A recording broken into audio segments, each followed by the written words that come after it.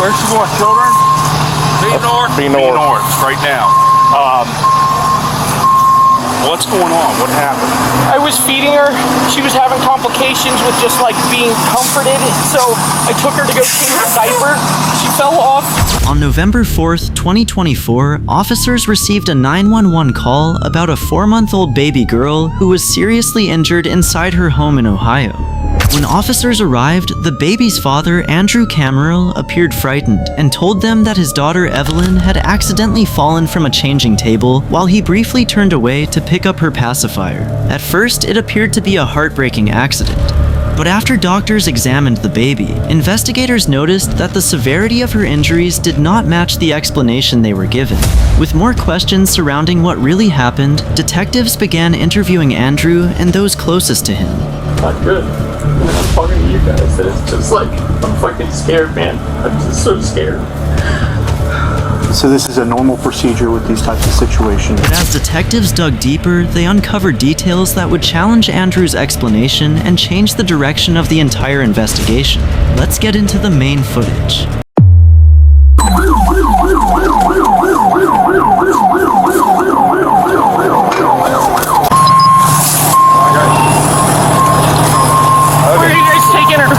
Where's she going, children? Be north right now. What's going on? What happened? During this heated moment, Andrew's wife Danielle was at work while he stayed home to care for the babies. I was feeding her. She was having complications with just like being comforted. So I took her to go change her diaper. She fell off and I guess I tried to snatch her or something. So I think she smacked the back of her head. But I didn't catch her in time. So I don't know. Okay. Who's here with you? Just me. Just here? Yeah, Where's and mom I have at? another baby. Where's mom at? She's at work. I've been dating. Okay. Take us in. Let us see where. How old is the other child?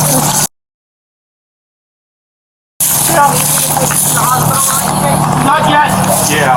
Just hang on. Okay. Any dogs in? Yes. Just compressions right here.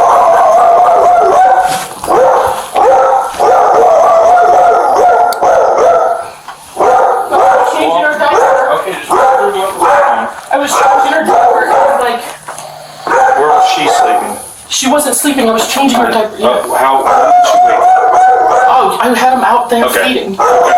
So you brought her back in here and then Right. what? Well, I started to change her diaper, and then she was eating food, so I did the whole belly press, and then she got mad. So then I was gonna get her something else to comfort her, and dropped her passy. So I picked it up, and she rolled off because she had kept pushing her legs really tight. They have acid reflux, and so she pushed herself off. And it was too late before I could even fucking do anything like it. So you're changing her diaper. She 45. drops her passy. Yeah. She spits it out. Spits it out. Then what do? I'm trying to grab it. So it bounced off the bottom of here and it rolled over that way. I turned around for a second. She pushed over. She pushed over and what? Off of this. She pushed off of this. And how did she fall? Yes, she fell. Okay. Then what happened? Well, I tried to fucking grab her, so she hit the ground. Okay. Then what happened? I picked her up and she wasn't gasping for air. According to Andrew's explanation, he was changing the baby's diaper on a changing table when she spit out her pacifier. The pacifier bounced off the table and rolled onto the floor, so he turned away for a moment to pick it up. He says the baby had acid reflux and would often stiffen and push with her legs because of the discomfort. While his back was turned, she pushed herself forward with her legs and rolled off the changing table. By the time he turned back around, she had already fallen and it was too late for him to catch her. You're okay, and I'm trying to get her, so I set her back on the back here, and I'm trying to like wipe things up and clean things up, and she's like, I'm starting to see like this bruising on her belly from where I guess her diaper had been, and like she somehow her lip has got fucking blood coming off of it. And it's like, how the hell did that? You don't have teeth? Like, I'm just freaking out. So then she starts changing colors, right? She starts turning white. So now I'm like freaking the fuck out. Like, what is going on? What did I just do? Is it my fault? What the fuck is going on? So I mean, she was like not real breathing like consistently. I noticed like I'm looking for like her ribs sucking or anything like that, and she's not doing any of that. It's just like she's not breathing. How old is she?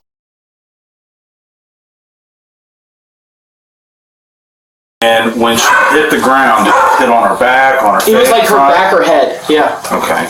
What was she doing before you, prior to changing her diaper? You guys were out there, and you said that they had acid reflux. Was she upset? Was she? She's fussing, and she's like, so I'm trying to obviously soothe her. I'm trying to get her happy, right? So I picked her up and I brought her in here just to, again, change her diaper and everything like that, and just go through the steps, right? She's just eaten. She just was trying to get her to take a nap.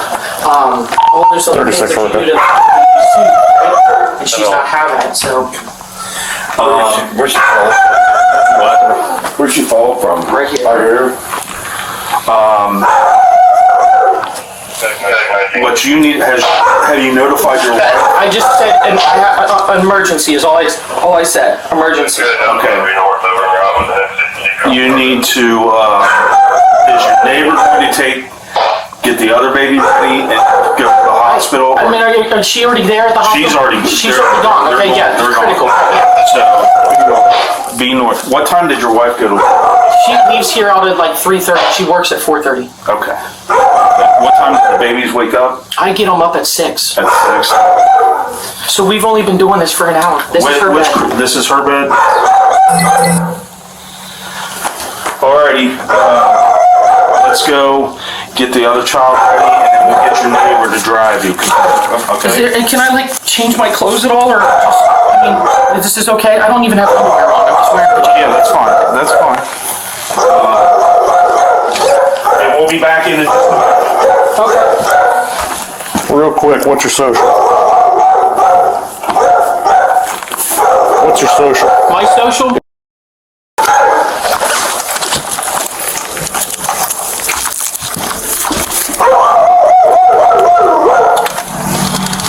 Other baby.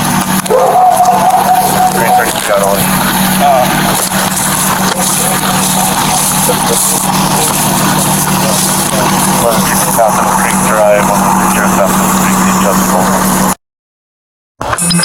So after we picked her up off the ground, She had a mark under her chin, a mark on her lip, her waist was all like purple.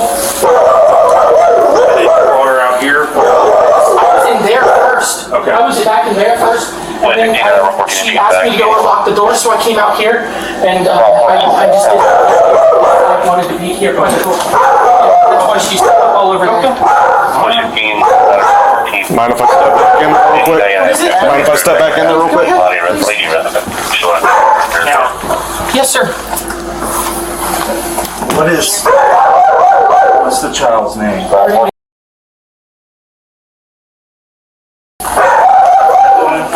What's your son? You're fine. You're fine. Where's your... That one, grab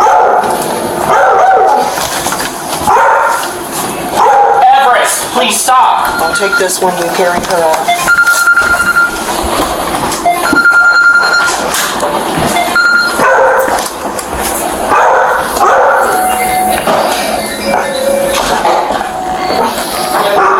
Andrew later received a phone call from Danielle, who wanted an update on what had happened. He explained the situation over the phone and told her he would meet her at the hospital. Yeah. Okay. I got the police here, and Lisa's about to drive me to the hospital, okay? What hospital are they going to? Okay. Got her packed up, Danielle. We got her, Danielle. I'll see you over there, baby. Did you call your parents? I haven't called anybody yet. Just you. Alright. I ended up having to call my dad because I didn't get an answer from anyone. I was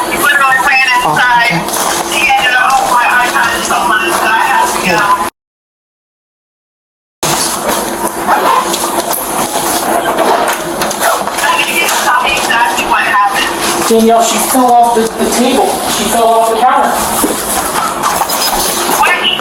The changing table. Just a second.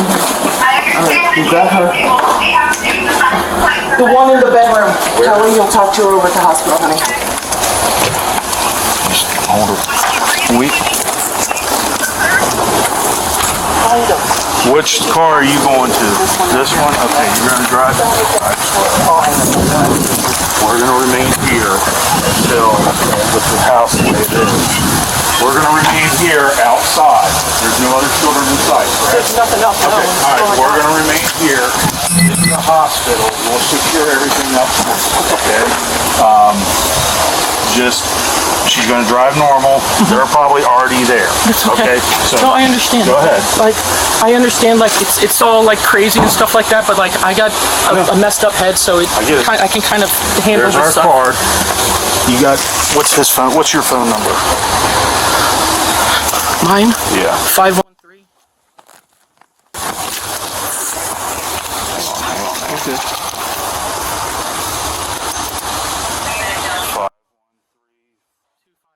What is it, 1550 West Meadowbrook? Yes, sir. Okay. All right. This is East Meadowbrook. Or East this is Meadowbrook. East. Okay. All right. We will secure everything, and we have other investigators coming. That's the reason. Oh, you need to get to the hospital, okay? All right.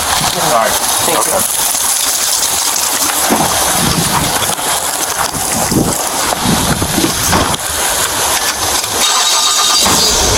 Meanwhile, officers could not leave the house because it had officially become a crime scene, or perhaps more accurately, the scene of a suspected accidental injury.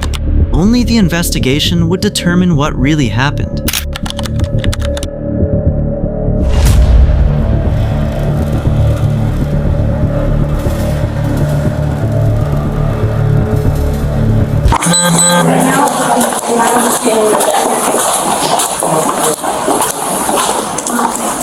Should I follow you? Wait out here? Yeah, back here. Oh, okay. Yeah.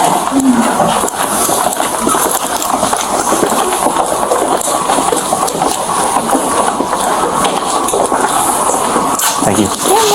Andrew later met Danielle at the hospital and tried to comfort her. Investigators then began interviewing both Andrew and Danielle separately, carefully comparing their accounts and piecing together the timeline step by step. We're sitting out here. Okay.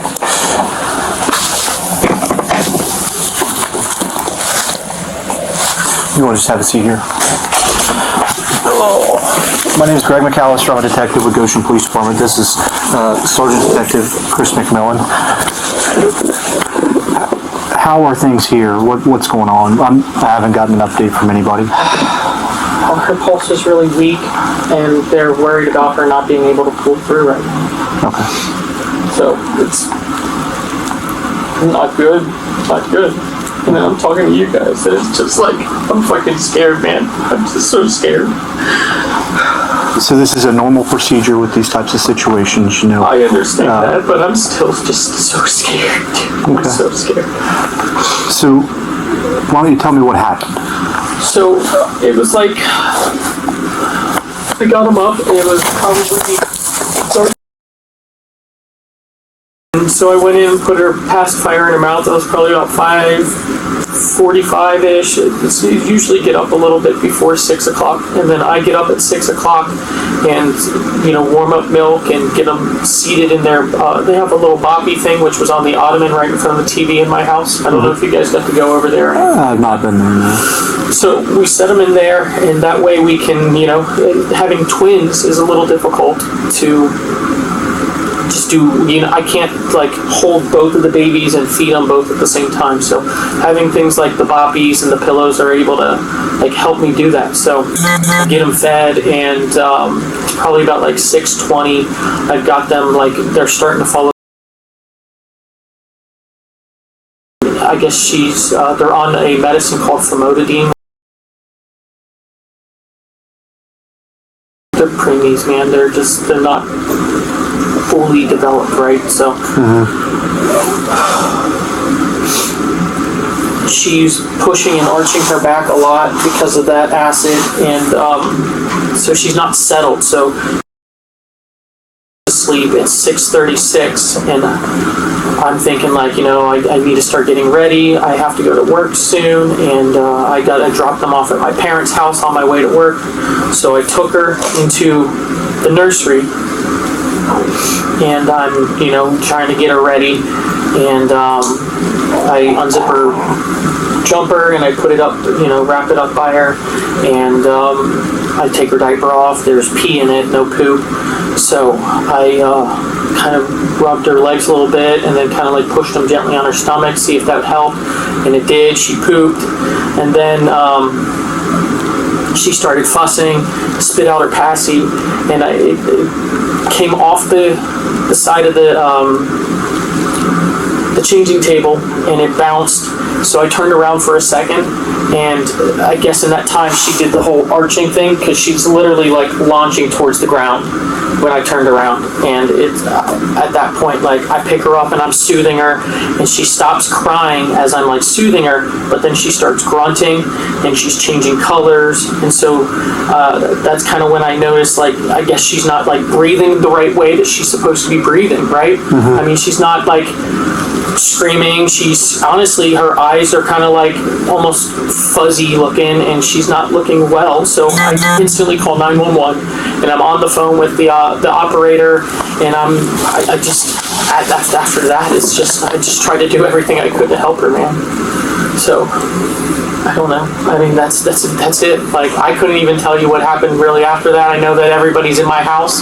That was the one thing she said, is the door unlocked? No. I had the baby, so I went and unlocked the door. I went back, I grabbed my phone, and then I'm in there, and that's when I was doing chest compressions. They're like right in the corner of my sectional. She spit up all sorts of milk. She's limp as just like pasta. Just absolutely just limp and colorless. And it's the worst thing ever. It's the absolute worst thing ever. Okay. These are your only two children? Mm-hmm. No older children? I've never had. This is the first time I've ever had children. This is the only, ever. Never had a child before. Don't know what the fuck I'm doing. I'm just trying to make it every single day. Right. What do you do for a living? I sell motorcycles. Where's that at? Sin City, Harley Davidson. Okay. Down on Tennessee Avenue, 1799. What is are you married or just in a relationship? We've been together for many years. We're engaged, and we were going to get married, and COVID kind of fucked things up, and we just never did it. So we've been talking about trying to just go down to a courthouse or something and do it, and we just haven't done it. Okay. So what does your fiance do for a living? She works at Heidelberg. She's part of their inventory team. Okay. So what time did you guys go to bed last night? She was probably in bed before 9. Who's she? Danielle. Okay. Yeah, the babies, we try to get them to bed around 8:30, 9 o'clock, and then they sleep all night, usually 5:45, 6 o'clock. Okay. And then that what happened last night? Yeah, everything was normal.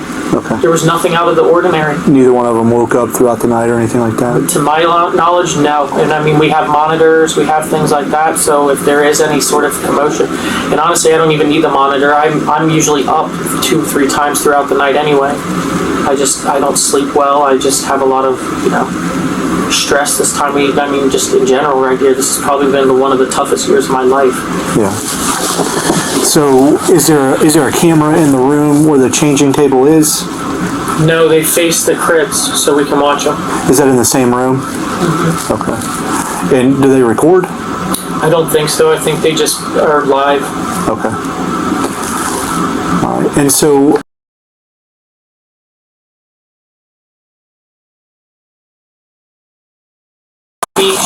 she was laying in the bobby asleep.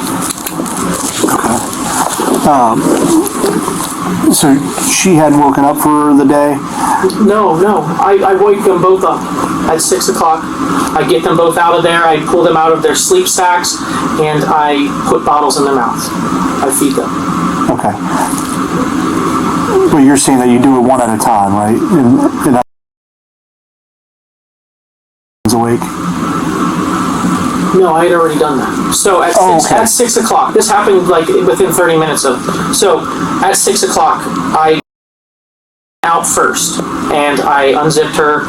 I got her bottle warmed up, and then I put her in the boppy, have you seen what a boppy is, you know? Yeah. So I set her in a boppy, and we have these maternity pillows that were supposed to help like support the baby bump and everything like that.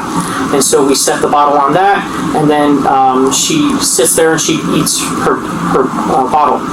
And then I went and got Darcy. Right, unzip her, and then I set her in the boppy, and I get her, I change both their diapers, and then I put her in the boppy and put a bottle in her mouth as well. Okay. And so then they ate by like 6:20, like I said, so at 6:20 they were done eating, and she was starting to fall asleep, and then kicked herself awake, essentially. So then I knew that she was upset, and I was trying to soothe her, put her back in the boppy for a little bit, and then she wasn't settling. So Darcy, my watch is dead now, but I checked my watch, it was 6:36, and I walked into the nursery and started to change out. But you had already changed her once that morning? Mm-hmm. I change them as soon as I wake them up, and they were farting, so I mean, pooping and farting, you know, you don't know until you check. So, and her diaper was wet, so there was a blue streak on it. So I figured, might as well change it anyway if we're already this deep, instead of just letting her sit in it. So. And so your changing table, it's kind of long ways. So it's stuck in there. Yes, it's perpendicular to how I would, approach it. Right. So she's laying perpendicular to me. So she's laying long ways in the changing table. Yes. Yeah. Okay. And but I mean, they're 4 months tomorrow. They're super mobile, and I should have strapped her in. Is the biggest thing. I should have fucking strapped her in. Okay. So is it common for her to roll? She pushes a lot. Yes.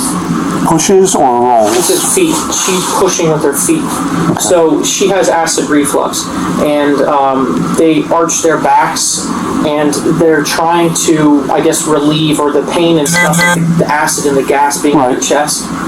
So she's arching her legs. She's very stiff, and she'll push like that. And she comes off the end of the changing table or off the front? No, she came off the side, off the front. Okay.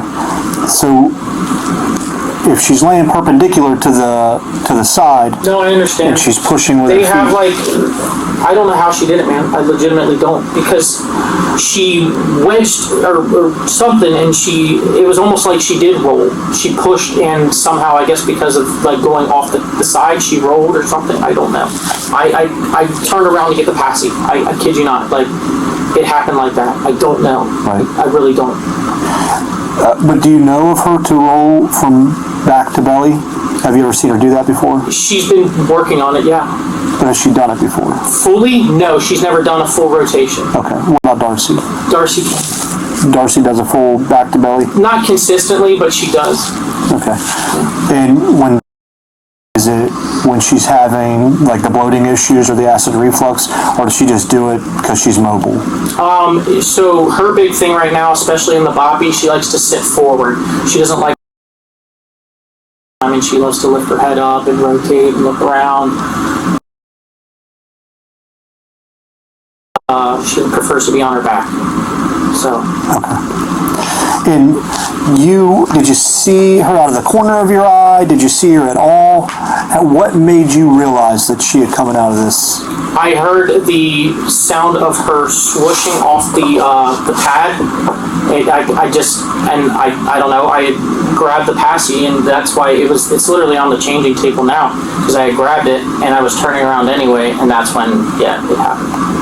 Did you see it happen, or did you? No, I just saw the aftermath of it was literally a split second. Okay. I mean, it's only a waist high table. Yeah. So it's 3 feet. So she fell down, and I'm just trying to get her. What did she land on? The floor. Okay. What kind of floor is it? Right where she landed, it's hardwood, and then the carpet's right next to it. So there's a small gap of hardwood there. Okay. And when you see her laying on the floor, what kind of position was she in? She landed on her face. Okay. Was she flat? Was she kind of bunched up? Well, yes. As she's that, yes, she has been flat, and I picked her up like instantly. Okay. Yeah. And you pick her up. Obviously, what do you do after you pick her up? Well, I'm holding her like this, and I'm kind of like bouncing her. I was like, oh my God, you're okay. You turn her around, and you're facing each other. Yes, okay. and her lip is bleeding. She's got this mark on her chin, and I'm just like, what the f-? I'm freaking out. I'm legitimately just freaking out. So. Officers continued gathering as much information as possible. They were especially interested in understanding exactly how the baby could have rolled off the changing table and suffered such severe injuries. Up to this point, Andrew had remained consistent with his version of events. So then what?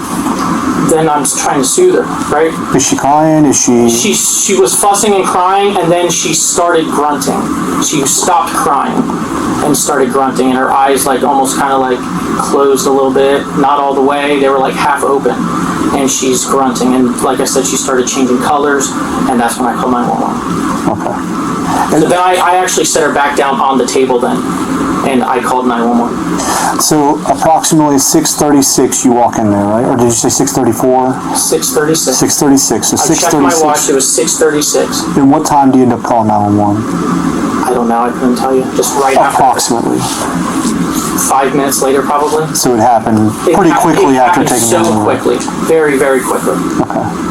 And did she, I wasn't on scene when she was transported, was she in a diaper? Was she clothed? No, she was not. Because I hadn't gotten her to the diaper stage yet. Yeah. I had not put a new diaper on her. I did take her jumper thing off because she wasn't breathing.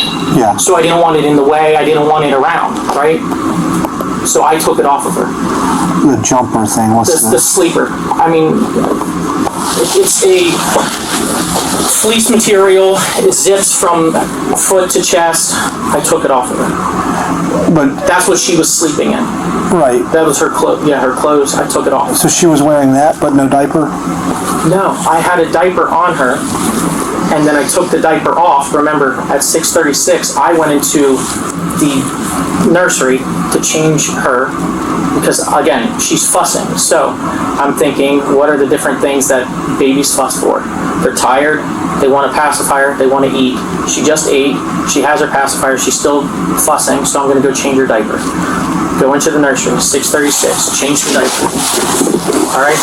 I unzipped her zipper on her outfit, pulled her legs out, and pulled her little jumper up around like by her waist. Oh, okay. So Yeah. you keep it partially on I when you kept change it it. partially on her. Yeah, I didn't. That's what I was trying to understand. Yeah, I did not take it all the way off of her. So then I took off her diaper and I have it set on the side because there's no poop in it. And like I said, I rubbed her legs a little bit just to see what was going on, see if I could get it to go out. She squirted out a little bit of poop just right on the nightstand, or on the not the nightstand, the changing table. And then I'm trying to wipe that up. She's fussing. She's doing the arching thing. So then she spit out the pacifier, and then like I said, launched off the side of the counter. Okay. All right. And I mean, I don't know.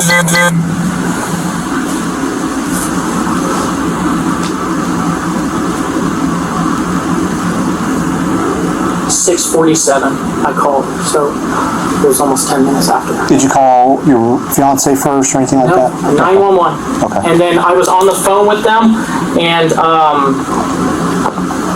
as soon as the paramedic came out, I literally texted Danielle emergency, and that was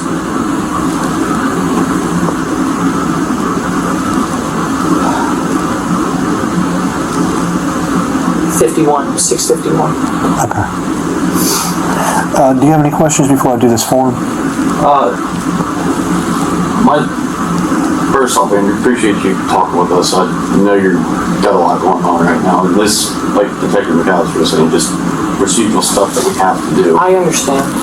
It doesn't change the fact that it's still scary. I understand. I got a lot to lose, man. I got a whole house. I got two kids, a wife. I've got all these things, and the last thing I want to do is be, locked up in jail for something that was, I did not hurt my kid. I didn't kill her. I didn't do anything like that.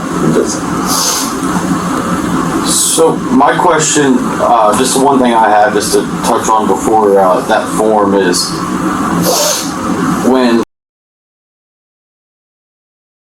now you said face down. It was a second. It was so fast. Right. Yeah. When you picked her up, you're kind of, I guess, assessing how everything is with her. Did you notice any type of marks or She anything had from the fall? a mark on the side of her, what was it, this side of her head. She has a mark on her chin here, and underneath and on top of, and then her lip was, like I said, bleeding. And I don't understand how, unless if she hit her, lip on something. I don't understand how her lip could be bleeding, but she doesn't have teeth. She doesn't have, anything like that. So, again, but those were the things I noticed. So I'm soothing her, and like I said, she's upset for literally, again, a second, and then she starts going into, I guess, shock, or she's not breathing, or something happened, and I don't know. She changed colors. She started looking gray. All of her pinkish tone went away. How were you soothing her? You Just like this. okay, lightly? Yeah. Okay. I didn't shake her. Okay. I'm so scared to shake those babies, man. I don't know. I just...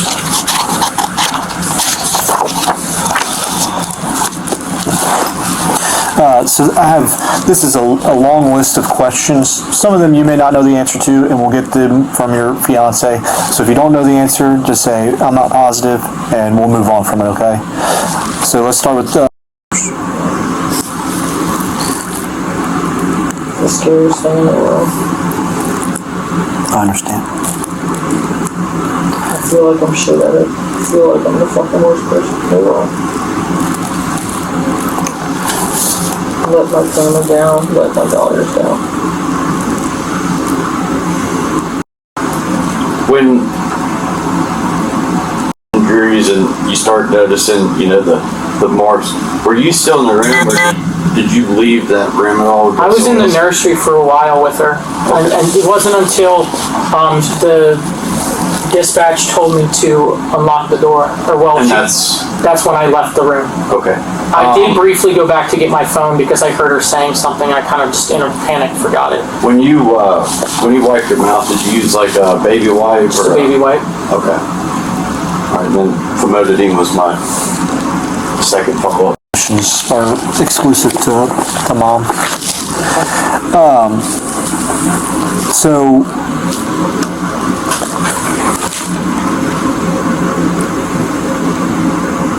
just to get away from this form and back to, kind of trying to figure out what happened or understand what happened, let's go through this, what happened one more time, if you don't mind. So, starting from the beginning until EMS arrives, if you could explain to me what happened from the time you wake up. So, I wasn't totally checking on what time I woke up, but it's probably around 5:45. I try to be on a routine, right? Do you use an alarm or anything? I didn't set the 5:45 last night because I hoped that I would get away with sleeping in a little bit extra, even if it's only 15 minutes. But no, this morning, and it was about 5:45, 5:46. So I get up, I go into their room, I put her passy in her mouth, I walk back to my room, lay down briefly, and then I... So I just got up, I went into their room, put the pacifier in her mouth, and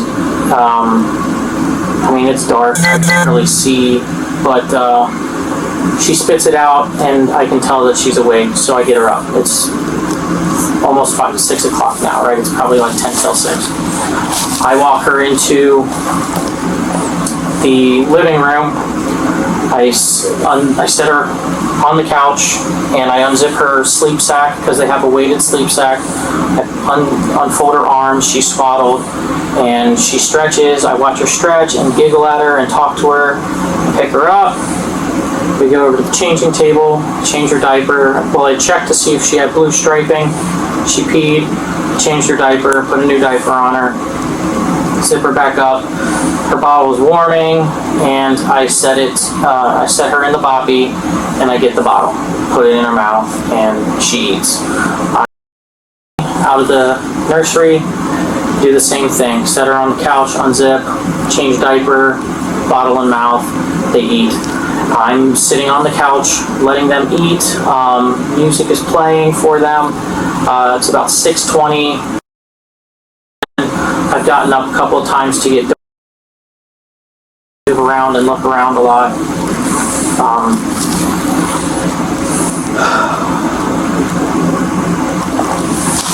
So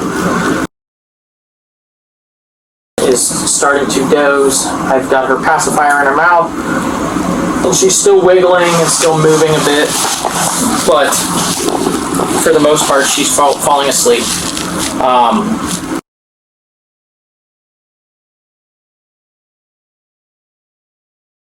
She's fussy for a little bit, trying to get her settled. Just kind of put her pacifier in her mouth, let her, just kind of relax. I'm asleep, and then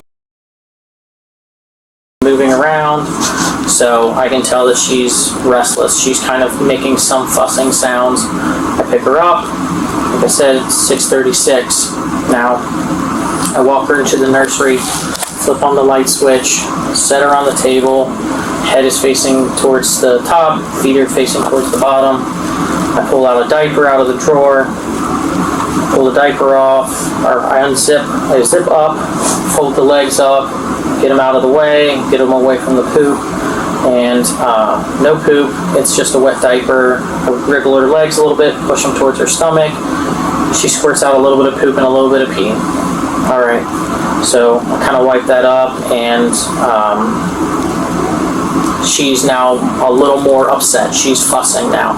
She's kind of discomforted, right?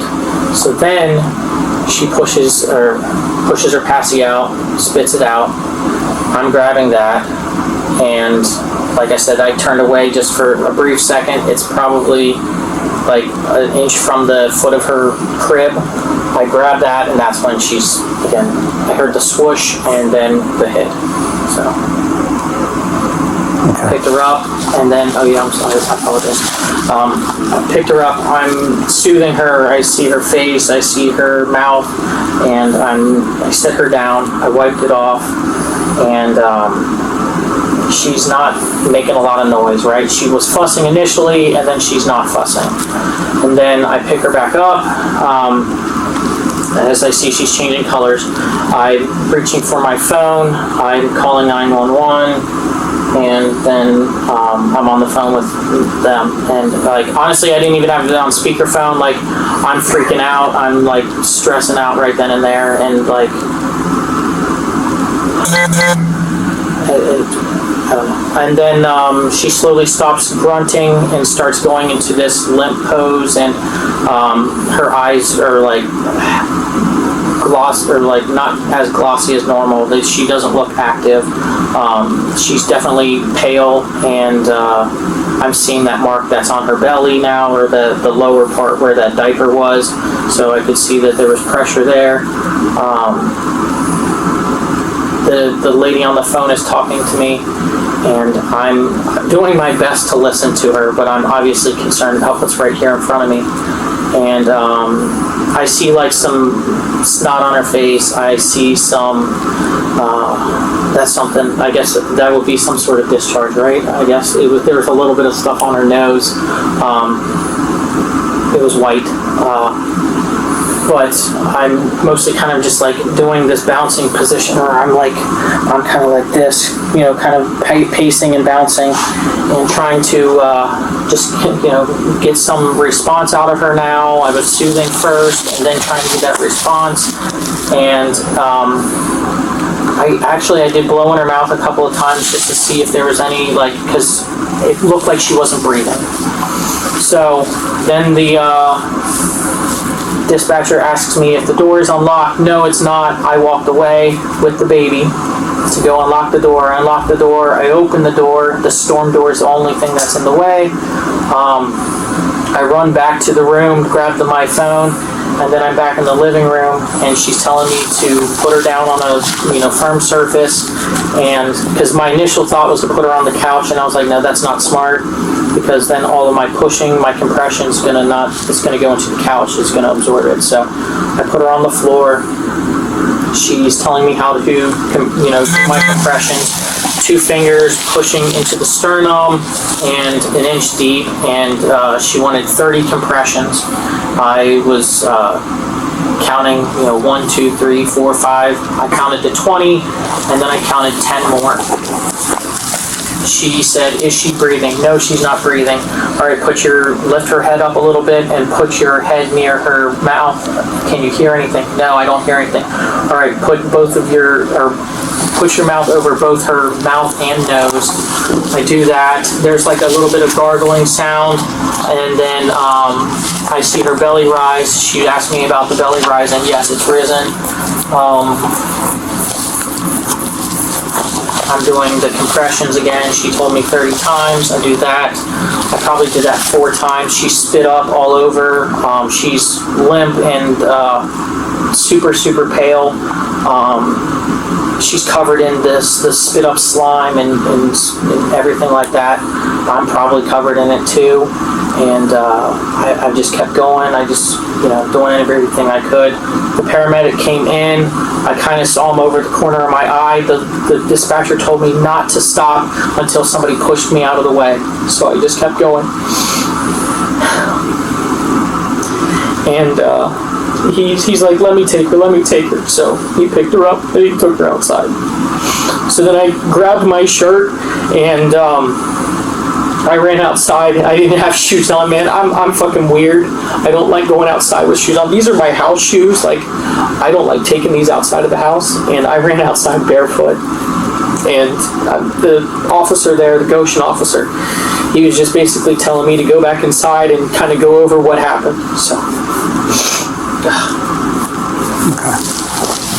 And your fiance, what's her name? Danielle. And Danielle, what time does she leave for work? She leaves for work probably around 3:30. I don't know. She's kind of, she doesn't have that consistency, but she usually leaves for work around 3:30 to 4 o'clock. She works up in Dayton around 4, so it's a 40-minute drive, and she's usually pushing it. So. And that's been her schedule throughout? How long has she been back to work? I think it was September 1st is when she went back to work. Okay. So since September 1st, this has been your daily routine? Yeah. Just about every day other than Saturday and Sundays. I ask that I get like an extra hour of sleep, but for the most part, yeah, I do this almost every day. What do you mean you ask that you get them? I asked Danielle to get them up because she's off on Saturdays and Sundays. Oh, okay. So I asked her to take that wake up routine.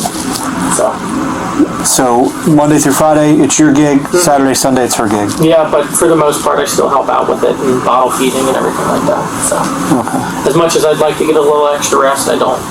Okay.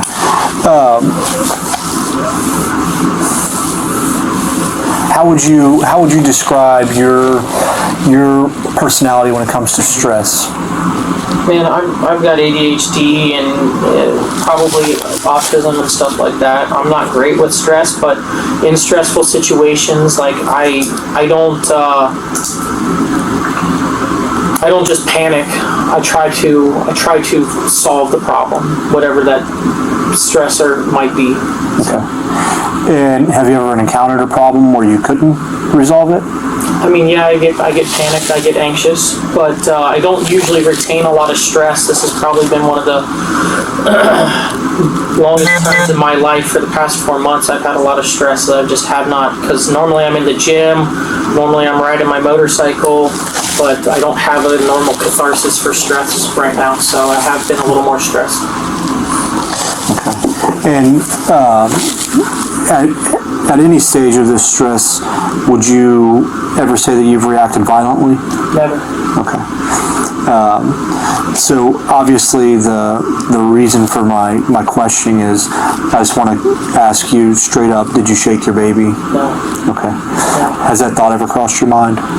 No, but I have concerns because I'm told that I've been told a lot through my life that I don't know my own strength, so I'm very concerned. And Danielle reassures me all the time that you're not shaking the baby, but like I was holding my leg like this, and I'm an anxious person, man. I've got ADHD, so I guess I'm anxious. I don't know. I don't feel anxious, but lately I have, and I don't know. I was bouncing the baby one time, and my mom's like, "You're bouncing her too hard," or something like that. So I get it into my head, and Danielle tells me all the time, she's like, "You're not shaking the babies, Andrew. You need to relax. You're being a good father. You're doing everything that you need to do." But I understand the concern. I really do. Okay. Are they saying that that's why she's like that? I haven't talked to them. Okay. Yeah. But so this morning, would you say that you were stressed out? Yeah, I mean, my baby's fussing. She's not, being cooperative, but she's a 4-month-old baby. You can't, talk to them like they're, a child. Yeah. So they just, all they know how to do is laugh and cry. Right. So they don't really have communicators. So yeah, I'm a little stressed. I know like I'm coming up on the time that I need to hop in the shower. She's not really being fine as far as taking the nap that she needs to take so that I can, go do the things that I need to do. But I'm not taking that out on her. There's no reason to, That's just something I can figure it out. I can take a 3-minute shower instead of like an 8-minute shower, right? I can make up the time. I'm not worried about that. I just wanted to soothe her. I just wanted her to be happy and lay down and go to sleep. Okay. And did you do that? What do you mean? So you said, I just wanted to soothe her. Yeah, so that's why I took her into the nursery to change her diaper, to help soothe. Okay. Yeah. But you didn't shake her or do your, I'm not sure what better way to describe it other than just the kind of. So they say that they like, it's like a rocking motion, right? The detective later asked Andrew to go through the entire story once again, looking for any inconsistencies in his account. However, Andrew continued to tell the same story without changing any major details. The detective also asked Andrew whether he had shaken either of the babies. That question may have seemed unusual at the time, but its importance would become clear later in the investigation. Doesn't love it, so we only do that at night and at nap time. But no, I was just trying to do the sway and the bouncing so that I could soothe her and see what's really going on, so that when I set her down on this table, because they like to be held, they're very contact oriented. Can you see what you? They're very contact oriented, right? They want to be held. They want your contact. But no, I didn't shake. Okay. Does he need to go? Yeah, we able to pause this here? Yeah. You're good. The doctor would like to give your mom an update if you just want to. Detectives also brought Danielle in for questioning. All right. So before we left, we were at the part of our conversation where you had explained that since September 16th Yeah. is when this new Routine came into play. Yeah. So, how do you think Andrew's been doing with it? I know he questions himself a lot, Yeah. but he's been good. Okay. He's been a good dad. Okay. Nothing about this conversation is accusatory, and I think he may be construing it that way, just because of the stress of It's being with stress, detectives. and then just overall, anytime we're getting an update, Yeah. and the fact that it happened with him. I know he's been struggling when it comes to like calming him down, but usually he does pretty okay. But he's never been rough. He's never been. Has he ever said, I can't do this?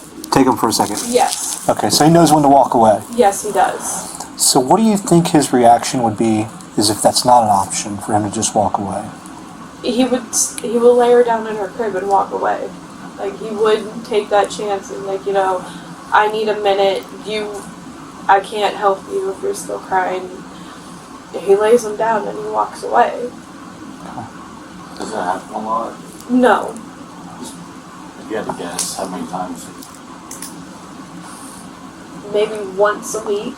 And it's usually on his off days when he's not packing him up, getting him ready to go to Grandma and Grandpa's. But I'm usually home within a couple of hours of that anyway, so. So when he takes them to Grandma and Grandpa's, is that his parents or your parents? His parents. Okay. So his parents watch them throughout the day? Yeah. They watch them Monday, Thursday, Friday. Okay. What about Tuesday, Wednesday? Those are his off days. Okay. And then on Saturday, Sunday, he works Saturday, Sunday? Yeah. And I'm home. Okay. What time does he normally get up on Saturday, Sunday? What time he normally gets up? Yeah, does he get up with them on Saturday, Sunday? I'll get up with him. So that way he's able to sleep in a little bit. But you work Monday through Friday? Yeah. Okay. So, do you guys fight? Fight like any other couple does. It's not really all that often. And when you do fight, how does it, what kind of fighting is it? You ever been physical with each other? No. Never hit each other? No. Is it like rage, or is it like shut down, like leave me alone, I'll leave you alone? Typically shut down, leave you alone, we'll leave each other alone. Okay. So you say typically, so sometimes there's outliers in every situation. Yeah. Has he ever broken anything or punched holes in the wall or anything like that? He has on the door, on our closet door. He's only done that, he's only hit it twice in, I want to say it's been like 4 years that we lived in this house. What caused that? It was typically, we were in an argument and it just kept, instead of us reaching any sort of agreement, it just kept boiling and boiling. They hit it twice in the same time, or was that two different It was incidents? just two separate incidents. Okay. You don't remember what the cause was though? I don't remember what the fights were about exactly. But they were for sure both in a fight? Yeah. Okay. What time? Was it like during the day, at night? It was at night. Was he, like, you guys in bed, or? We weren't in bed. It was after dinner, but before bed type of time frame there. How close in time were they? How far apart? Far apart in time. Like days, weeks, months? Years. Like, I think first was when we first moved into the house together, and then the second time was maybe a year ago. Okay. So, I mean, they're very few and far. Like, he's not violent in any way, shape, or form. Okay.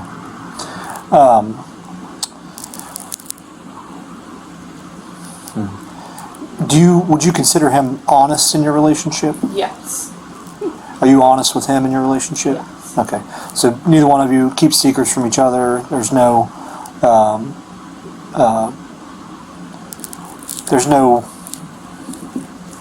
secrets from each other. Yeah. Pretty much our arguments are mainly just over finances. Yeah, I'm not- We're going to figure that out. Right. Not finances or not arguments. I'm just saying, do you feel like would you be comfortable going to him and talking to him about Yes. anything? And do you feel like he would be comfortable talking to you about anything? Yes. Okay. So if he did something to hurt your daughter, do you think he would say something to you? I I'm 100% believe he would say something wrong. And he hasn't done that, right? No.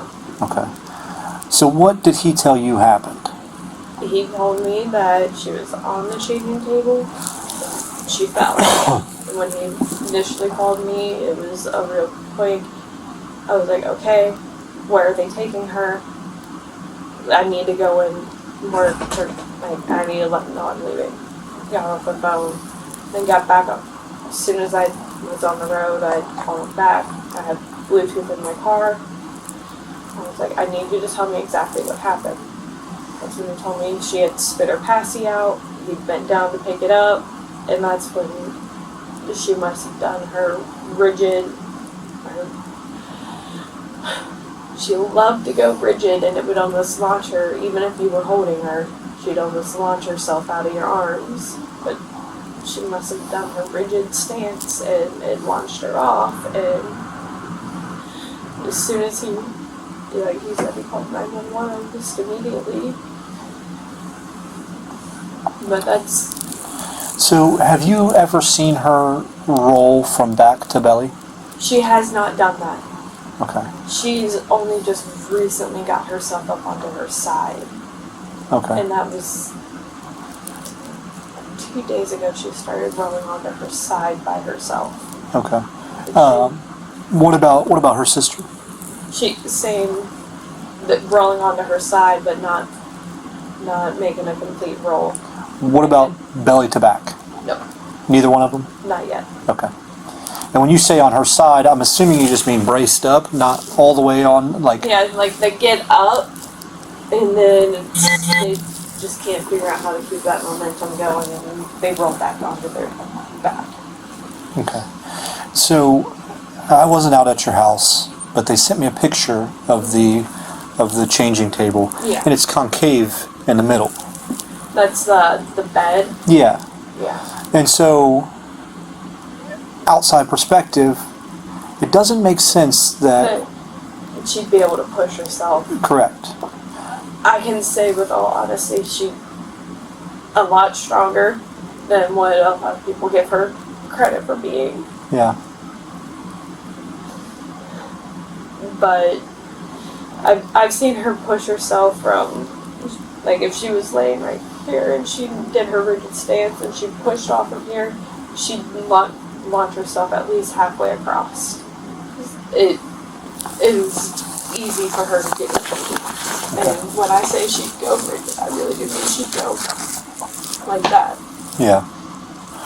So our role in this is to, number one, figure out exactly what happened to your daughter. Yeah. But number two is to protect, your other daughter.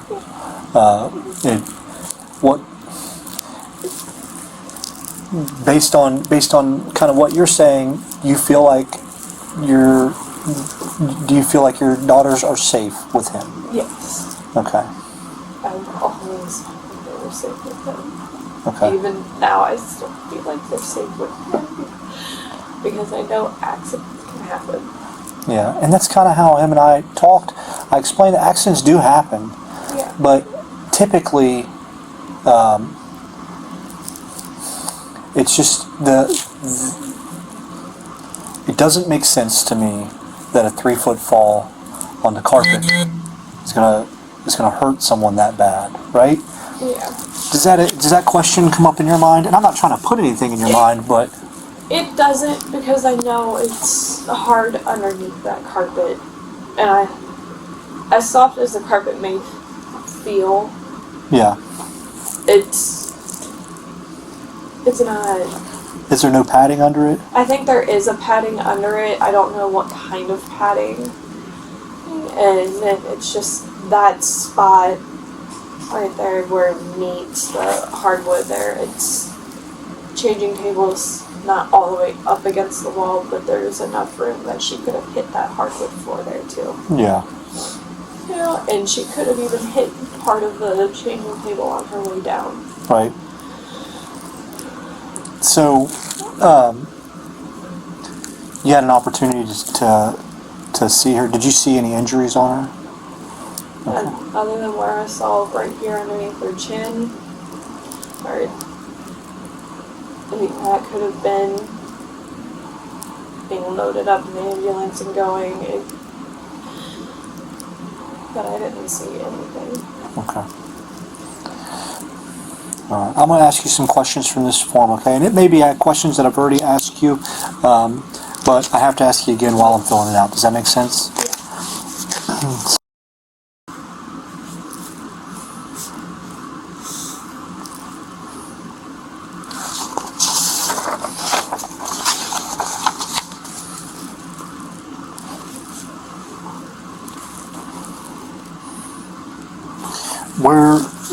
Where do your girls sleep?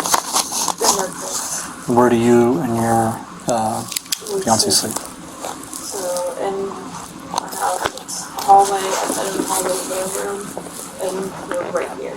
Okay. You both sleep in the same bed? Yeah. Okay. Last night, was there any arguing or fighting? No. Did Andrew go to sleep at a normal time? Nothing seemed out of the ordinary? Okay. What about this morning when you got up? Did Andrew wake up when you got up to go to work?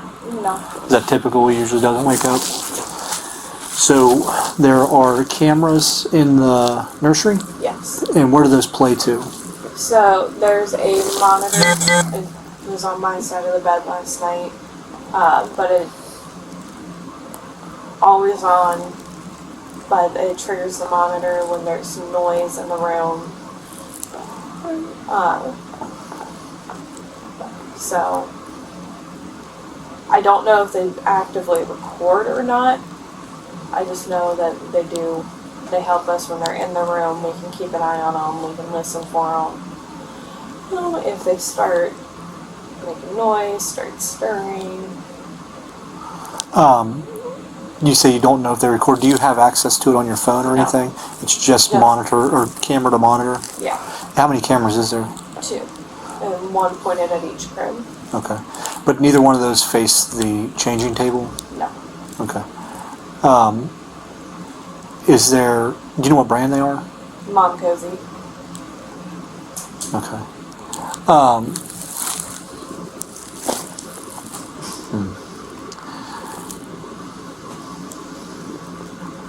You got any questions?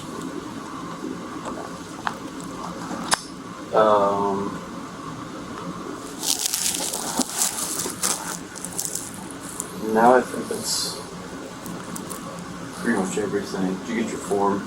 Yeah, it's done. So, the way that this goes, we know very little about, the severity of the injury. But once we talk to the doctors, we'll obviously have a better understanding of what happened. Based on the brief conversation that we did have with the doctor, it sounds like it's pretty severe brain injury, which is what's so concerning for us. Like you had said, accidents do happen, and sometimes accidents have tragic results, but sometimes people, lose their cool and what I would describe as overreact to a situation or a stimulus. Having one baby, I have 2 daughters. They're separated by 5 years, not 5 minutes. I couldn't imagine the stress doubled on the amount of stress that I incurred while raising my daughter. And I'm not saying that anything happened. I don't know yet. But I have one side of the story, which is Andrew's, and hopefully soon enough we'll have the doctor's side of the story. And until then, we're kind of, stuck in the middle. So, but I can say that it is concerning to me that, a serious head injury based on falling out of a 3-foot changing table. Would you agree with that? Yeah. Yeah. And I'm, again, not accusatory, just concerned. And with that, concern for... Do you have any questions for me? It seemed like Andrew was, thinking that we were going to take him with us or, something like that. It's not the case. this is still very early in the investigation. But what we would like is for Andrew to come down to the police department at some point in the near future. We've seized that baby changing table, and kind of want to walk through the situation with him to see exactly what happened. Does that make sense? Yeah. But obviously, more important issue is, you know, making sure that your daughter's okay and hanging out here and figuring out what's going on. So we're not going to take him with us to do that or anything, but we are going to ask that he come down in the near future. Okay. So I kind of like to talk to his. So you're saying that his or your mom and dad? His mom and dad. His mom and dad watches the baby. Okay. I kind of want to. And they're here. Yeah. You think they'd be willing to talk to us? I think they would be. You said she figured something else out with the room. What's that? She figured something else out, like she's going to take a different room. I see. So she hasn't come back yet. Okay. Are your parents here too? Yeah. Okay. Did you get parents' information? What's his parents' name? Ed and Janet Kammerer.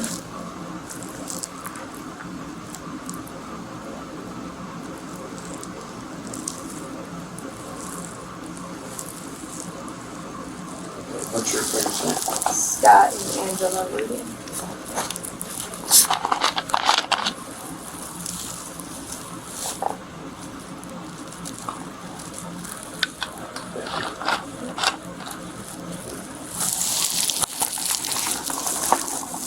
You say you don't have any questions?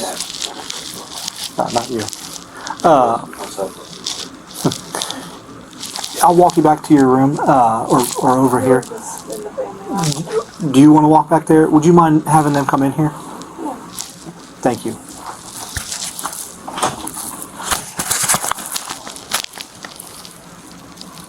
Earlier in the investigation, detectives had explained that they were still gathering evidence and did not have enough to arrest Andrew. However, as they uncovered more information over the next 2 days, the case took a dramatic turn and Andrew was arrested. Hi, Andrew. Can you turn around for me? I have shoes on your back. Pulls together. Yes, I can get it. So, I warrant for arrest.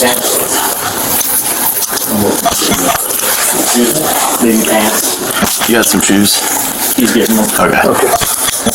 Yeah, the gray ones there? These? No, the gray ones, just the slip-ons. What? The slip-ons. Yeah, your flashlight. Your pants upstairs. Yeah, I probably don't even have them all done up. So, it's okay. Which one would it go?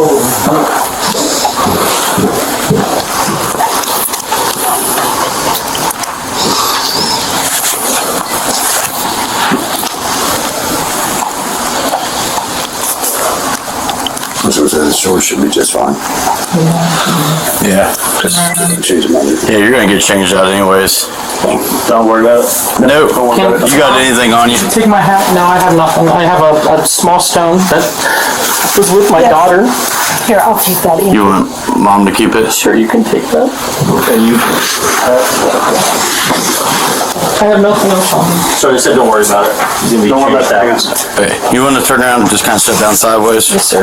We're gonna walk down the road and then hang a left back to our car, okay? Sir.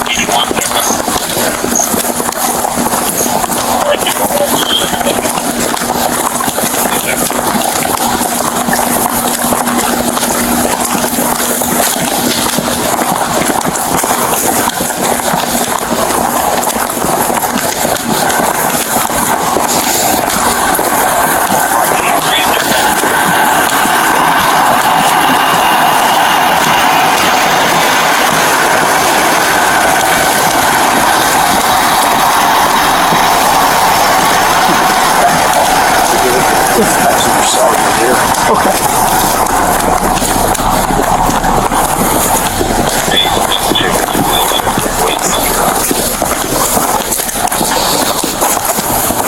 that we're down here, before we get over there in the grass, just go ahead and look at his hands. The flashlight.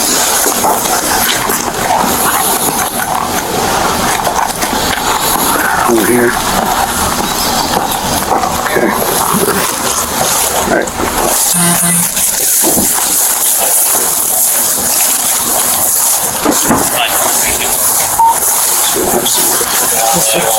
Sort of sideways. Slide in.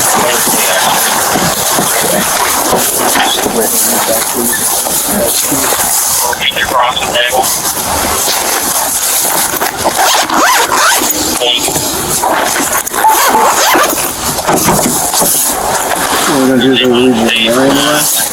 I'm Detective Steve Lewis from the Ocean Township Police Department. You're advised you have the following rights. Number one, you have the right to remain silent. Do you understand that? Yes, sir. Number two, anything you say will be used against you in a court of law. Do you understand that? Yes, sir. Number three, you have the right to talk to a lawyer and have him or her present with you while you're being questioned. Do you understand that? Yes, sir. Number four, if you cannot afford to hire a lawyer, one will be appointed to represent you before any questioning, if you wish. Do you understand that? Yes, sir. Number five, you can decide at any time to exercise these rights and not to answer any questions or make any statements. Do you understand that? Yes, sir. You understand these your rights? Yes, sir. And you want to talk to us? I have a lawyer. You have a lawyer. Yes, sir. My dad will, I'm sure, communicate that. You also, I accidentally brought a leaf into your vehicle. I will get that leaf out. Yes, sir. Okay? Yes, sir. All right. So, what's your attorney's name? I don't know. My dad did this all for me earlier. Okay. So you have an attorney? Yes, sir. Okay. What I want to do is I'll buckle you over here. Yes, sir.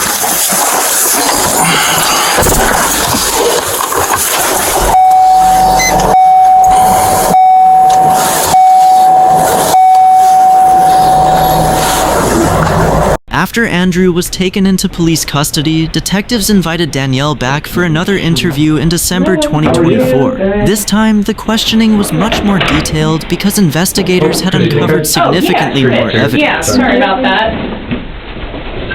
Wasn't paying much attention. That's a safe seat. Huh? Your safe seat? It's like... Assigned seating. It's the 15th, no, it's 16th. How things going? That's about it. Yeah, that's all you can do. Thanks for coming in. We'll try and be as quick as we can because I'm sure you got better things to do and stuff. So, basically what we wanted to do is sit back down with you and go back through a couple things. Try to, I guess the best way to put it is talking to you so close to the event, sometimes things may not be in your mind and stuff like that, and there's been some time for you to think about what ifs and things that may have popped in your head since then. So we like to always come back and have a secondary interview, and of course through the investigation there's always extra questions that we have, so that way we can kind of like fill in little missing pieces or something like that. So, all right. So I'll tell you, Danielle's an unusual client for me because she keeps telling me, what can I do, what can I do? I will give them anything. I've got nothing to hide. Great. She's here for her babies. Yep. So, I mean, you know, we don't always say, yeah, go and talk to police more. Right. Yeah. So, but usually, she's unique and she wants to be here, she wants to help. Anything she can do to help, she's made very clear. I think it would be odd him not wanting to talk to us, but yeah. So, typically, and I think we may even said this before, we always say you're free to leave at any time. You're represented by your attorneys. We're not going to sit here and read Miranda rights or anything like that. But even witnesses and stuff like that, when we actually bring them in, we always let them know that they're free to leave and stuff like that. Okay. Do you have any questions about that? Obviously, if there's something that you want to talk to her about, and you want to time out, just let us know. We'll step out and let you have some time with her, and then we'll reconvene afterward. Okay. Sound okay? Do you have any questions before we get started? No. All right. I'll let you go ahead and you got kind of a couple line of questions to initially to start off with? Yeah, like we were saying, it's more or less just trying to fill in the pieces. I know personally I haven't got to talk to you much, other than at the hospital, which a million different things going on that day. But more or less, I'm kind of just trying, my questions here, just better understanding your and Andrew's relationship. For example, how long have you guys been together? For like the past year or so, we've been saying 10 years, but I think it's close to like 8. Okay. And yeah, I would say probably about 8 years. Okay, and were you guys engaged to be married? Yes. Okay. When did you guys get engaged? A few years ago. A few years ago? Yeah. You being more than 3 or more? Yeah. Okay. Okay, how did you meet Andrew? Through Walmart. We both worked at Walmart at the time. Which Walmart was it? Milford. Milford Walmart? Did you guys work like same apartments or? Yeah. Okay, so you met through work and then started dating? Yeah. And eventually, how long did you guys live together? We lived together, I want to say 5 years, if I'm remembering the timeline right. Okay, was that 5 years spent at the house there at Four Seasons? I want to say it was 4 years at the house and a year saving up in the basement of my parents' house. Okay. Smart. Grateful they let us do that. Yeah. Yeah, house is expensive. Keep trying to tell my son to do that, but I think he moved out for college, moved back in because he hated the college life because the kids were all going crazy in his house and stuff. So he moved back in even though he still has like 6 months on his payments from rent. And he's already talking about moving out. I'm like, just go ahead and get your job and stay here for a year or so and bank some money. Yeah. But he's hard-headed like me. So the kids are supposed to be. Prior to learning of your pregnancy, how would you describe your and Andrew's relationship? If I look back in hindsight and through the therapy I've been through now, it was emotionally and mentally abusive. At the time in the relationship, I would have said it was okay. I would say the amount of time I've been with him, he definitely had me under his thumb.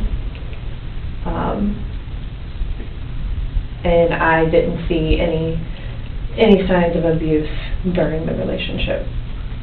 Can you explain emotional and mental? Because obviously it potentially could mean something to anybody, how they perceive things. How would you say that you would describe that?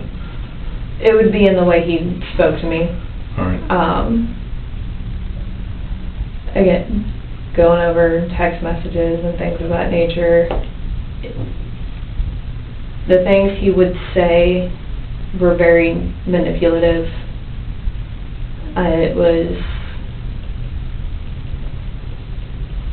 understanding that now. Okay. Any threats? None towards me. Toward anybody? Mainly himself. Like self-harm?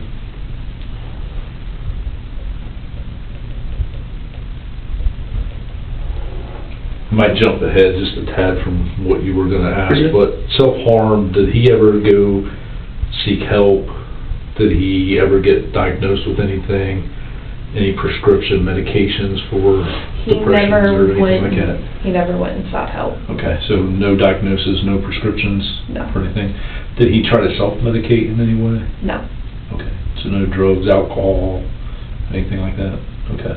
I know we had alcohol in the house, but it was never touched. Yeah, I mean, there's a difference in having alcohol and being an alcoholic. I mean, there's big separation. Having a drink with dinner or something like that is one thing. 24 pack a day, that's another. So you wouldn't, No. okay. Sorry, go ahead. No, you're good. Prior to learning about the pregnancy, do you think, would you consider, or would you be safe to say that you notice things got a little bit maybe more worse when you learned you were pregnant? Or, well, let me ask you, what was Andrew's reaction to finding out that you were pregnant? He seemed happy about it. We had talked about it over text because I found out morning when I went to work. So, and he found the test after I was already gone. Okay. So, I did not see his reaction in person. When, I mean, as time went on though, and, you know, the date of birth was getting closer, did you notice any change? No. Okay.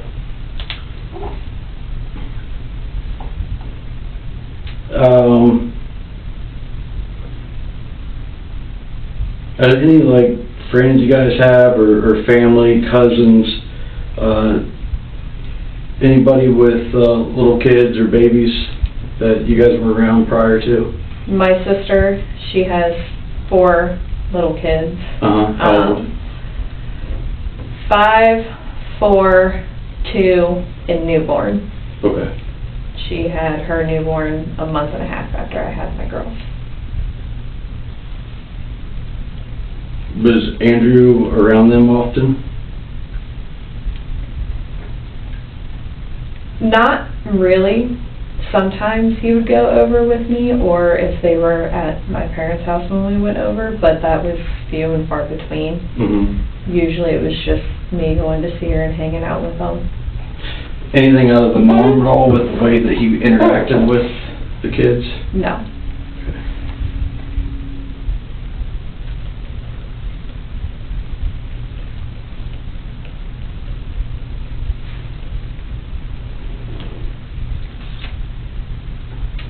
Any issues with him having anger issues? I know you mentioned mental abuse and stuff like that, but I'm not necessarily, I'd like you to answer if there was abuse towards you, but even some type of anger where he's out, lost control or something like that, in addition to harming somebody or damaging houses or property, or... He had punched a hole in our closet door a couple times. So I think whenever I was at the house, I took a picture and there was like 4 different holes. Yeah. Those were multiple events? 2 separate events. 2 separate. Okay. And I think you told me that before. Yeah. I just know how to click, so.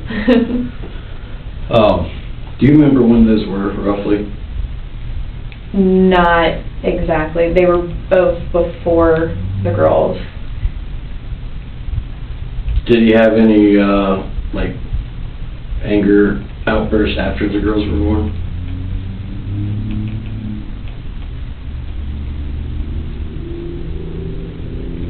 I'm sorry, I wasn't at the house. I was to the door. Our closet door. Closet door.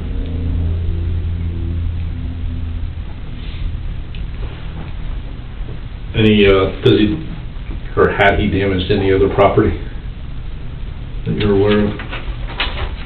Right, never like punched the car or No, I know kicked the door or anything like that? he threw his phone once and broke my TV, Okay. but Was that out of anger? I'm not entirely certain if I wasn't in the room when he did it. So I don't know if it was necessarily out of anger. Were you guys arguing or anything before that? No. You ever get in trouble at work for any anger issues? Not that he ever told me. Okay.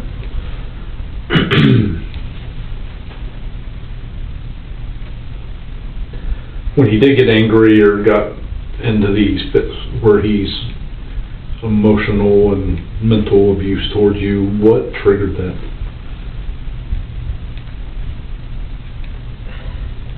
It would we typically start off with either a conversation about money, or he was concerned that I wasn't taking care of my health,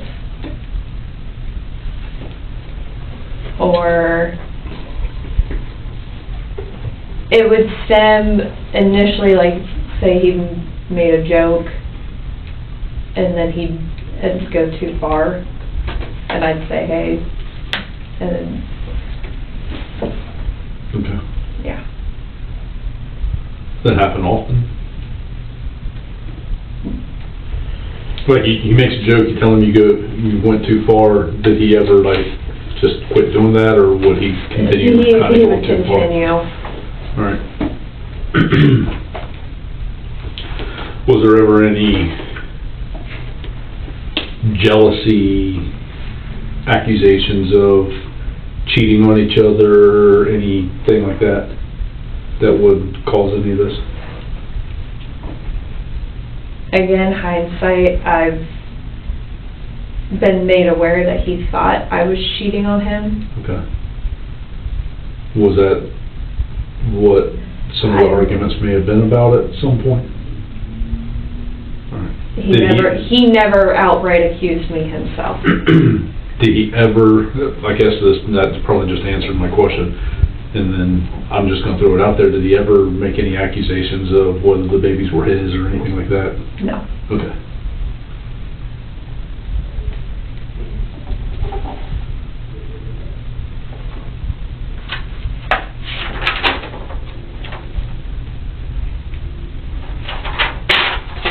All right, I want to kind of go back to prior to the twins being born. As you're getting closer,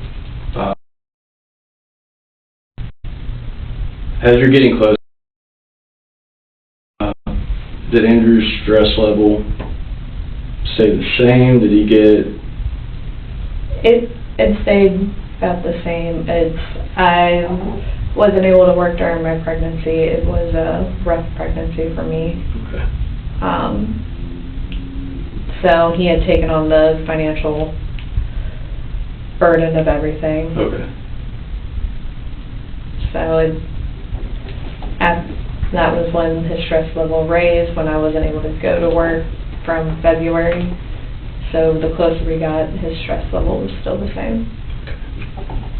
Once you were able to go back to work, did you see a change in his stress level? I didn't see a change in his stress level. I did see that he seemed more insecure, but I thought it was mainly because of our parents getting in his head, telling us, you should do it this way, that way. Every parent does it, so yeah. It's not abnormal. Yeah. So I think they just got in his head. Alright. What was he insecure about? I think because of how small they were. The first day I went back to work, he was concerned that he would hurt them, but after that first day, he seemed perfectly okay. He seemed okay. What day did you go back to work? September 16th.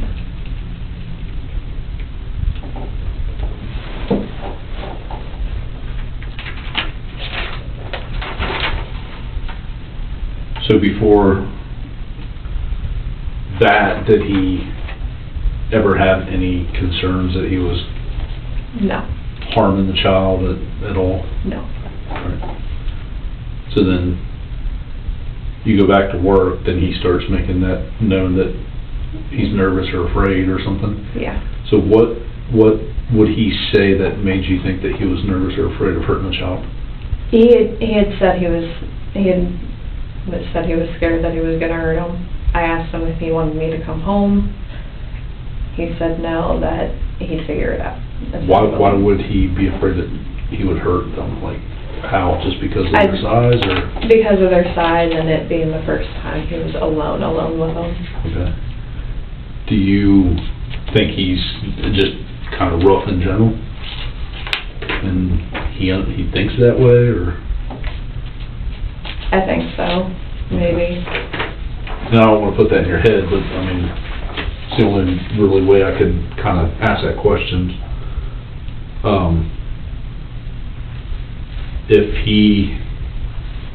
Has he ever made any mention about not being able to control himself or control his strength or not knowing his own strength or anything along that lines? He had said that over the years. Okay. Before I was pregnant, before. Okay. Do you know what exactly he said, or, I mean, you can even kind of paraphrase it? Just that he didn't really know his own strength. Okay.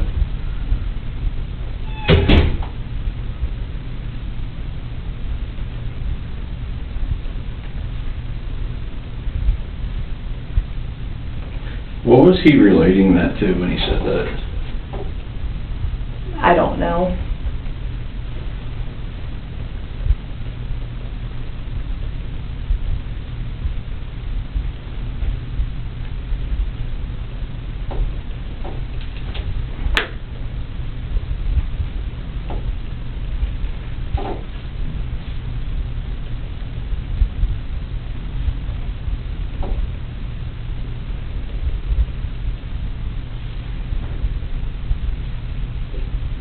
If you're okay, I got just a couple of timeline things just to make sure I got the dates right here.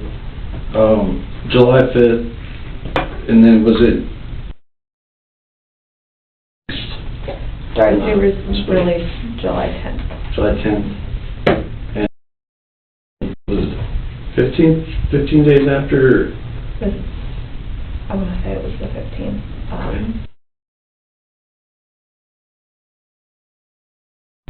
Thank you. Mm-hmm.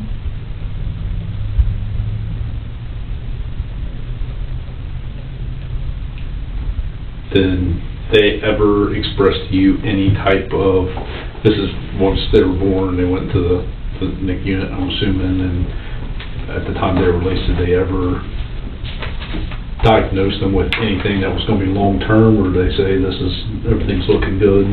They said everything was looking good. The main reason they were still in the NICU for as long as each of them were was weight. Weight, Getting their weight up. And this might could be a dumb question, but I don't have kids, so I don't know. But obviously, with their size and being smaller,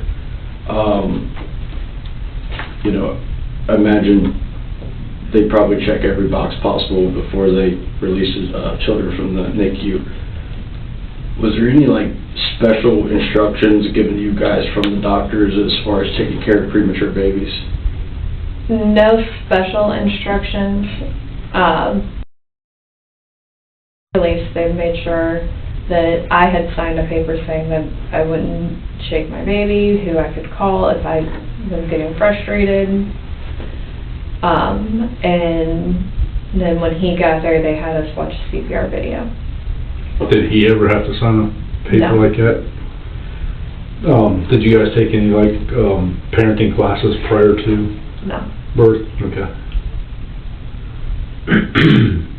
Any instructions regarding co-sleeping, shaking baby, stuff like that, once you started going to the pediatrician? No co-sleeping. The sleep.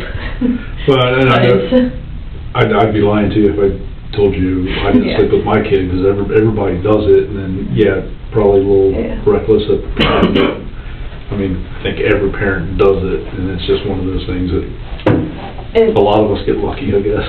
It was one of those when my pediatrician said two sleep, Really? two co-sleep. She said breastfeeding moms don't roll on babies.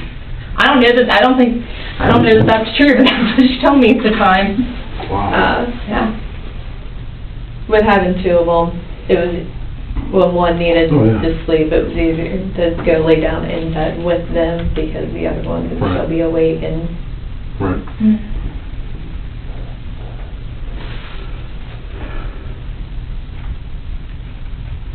Trying to think of what else I'm going to ask. And know we want to go through some of the timeline stuff from his phone with you too, but was there something? With you, your counseling and stuff that you've been through since the incident, and you said looking back now, you know, you see signs that I guess maybe weren't obvious to you then. Did,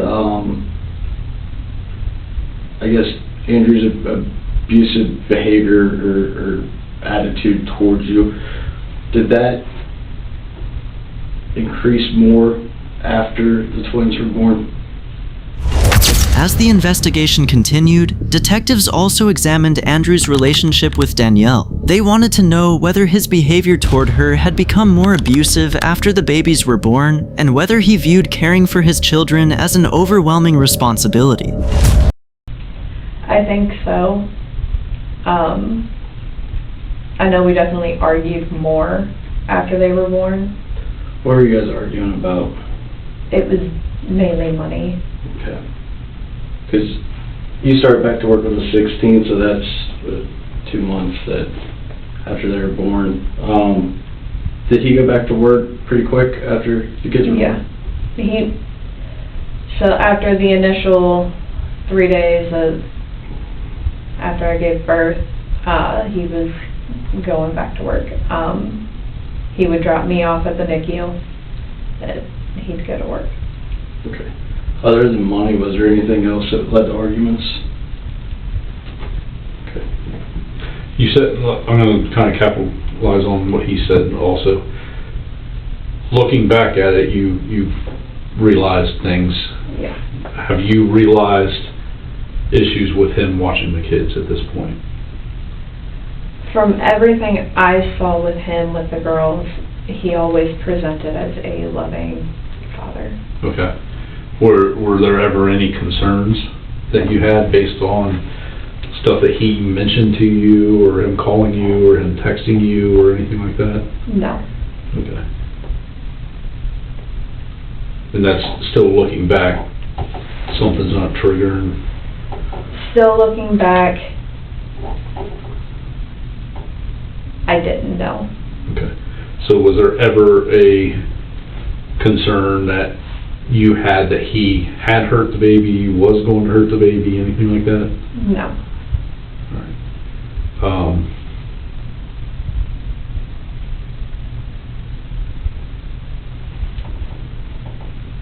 I had something else in my head and I just lost it. Old age does this. It happens to me all the time. You're too young for it to happen.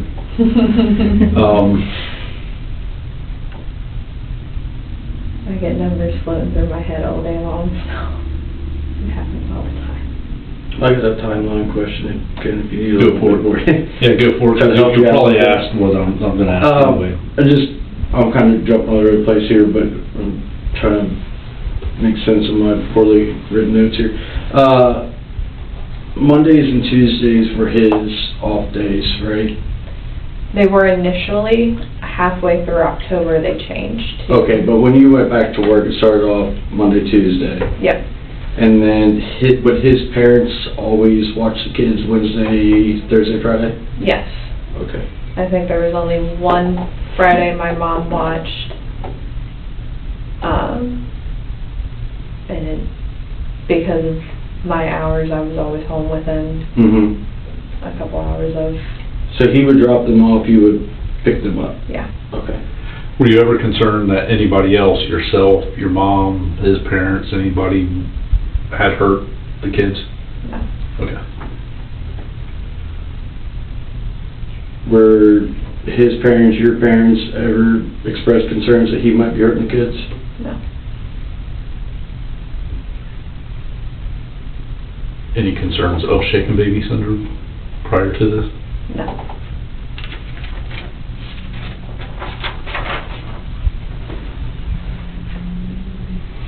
You want to go through the phones? Yeah.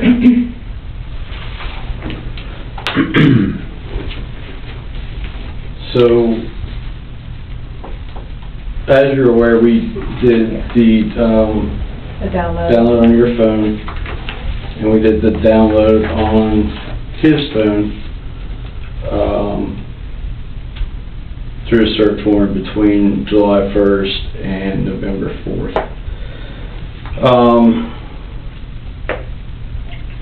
So,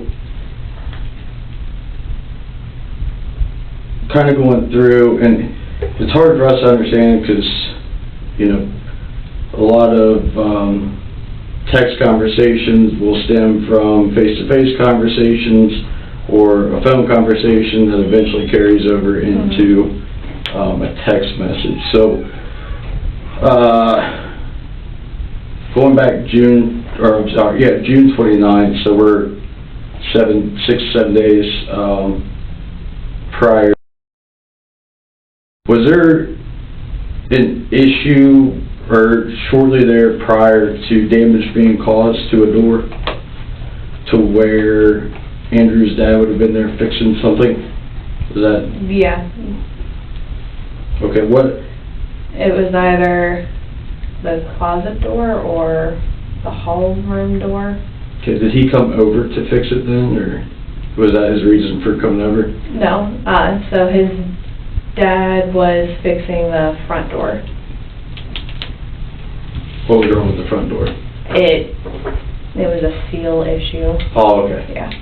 But he also, did he fix damage caused by? No. Okay. He never fixed any damage caused by him. And it was really just the screen door that he was fixing. So I guess one of the conversations during that time frame is that I guess his mom walked into the bedroom and asked about the damage to the door. Do you recall that conversation with her? Yeah. What was that conversation? He didn't want his parents to know that he had intentionally punched the door, so I told her that he had woken up from a nightmare and panicked and hit the door. So at the hospital, I think he was asked about the door and he used that same excuse. And that excuse would have just been because he heard the excuse before, I guess, and it was in his mind at the time. He had made it clear he didn't want either of his parents to know that he had punched the door. And I think you were asked about that at the hospital too and told us the truth about that. Yeah. That it was him in anger or something along that line. All right. Good, I'm sorry. No, you're okay. We interrupt each other all the time. So he was there to fix the screen door and then When's fix that that. from? That's from... That's right before the birth. Oh, okay, I don't think you gave me text back that far. And then we went from when I went back to work. Yeah. And that might even be from his phone too, because the conversations were just kind of Oh, I together and see. stuff. Okay. Yeah, she just sent me screenshots of everything. And then July.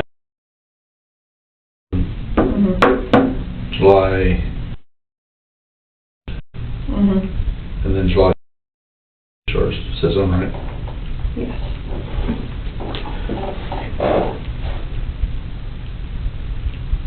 So July 18th, there was a message about a little argument or something about the care of the twins. Do you recall that one? I do not. Let me read this, make sure I'm reading it right, because I might have messed it up. Hold on.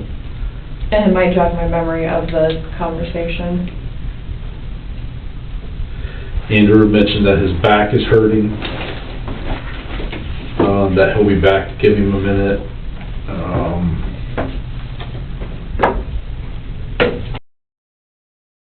He wants to be held. He says okay. You said your baby was out. What about yours?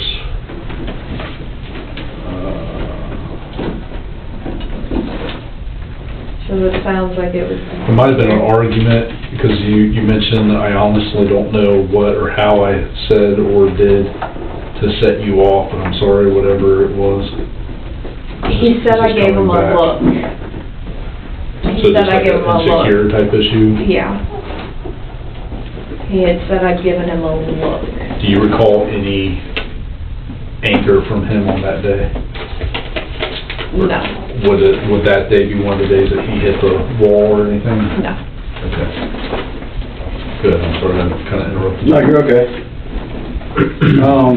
So, on the jump ahead a few days here. This has been August 6th. You tell Andrew that, I guess, Kyle stopped by, dropped off some food, and Yep. Okay. That conversation, you told Andrew that you're happy that that you've been given the right advice. When their babies are crying, set them down. Yep. Let them cry. What caused that conversation? It was just what to do if we ever got frustrated. Okay. This is a month and a day after they were born. Was Andrew starting to become frustrated then? No. It was more along the lines of we were trying to plan for when if one of us got frustrated, what to do, how to go about it. And Kyle being a good friend of his, he had a baby the year prior, so I thought he would be someone good to ask advice from. So at that point, you hadn't noticed anything with Andrew? No. How he treated the girls or anything like that? No.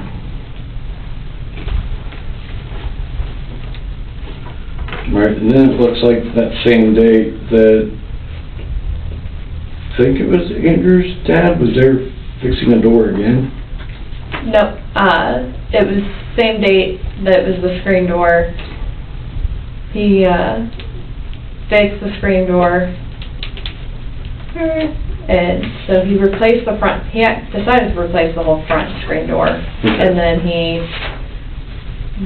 during a windstorm, it had pulled the handle off of the back screen door, so he had found a replacement handle for that. So he was just fixing the doors, and that was it. Okay.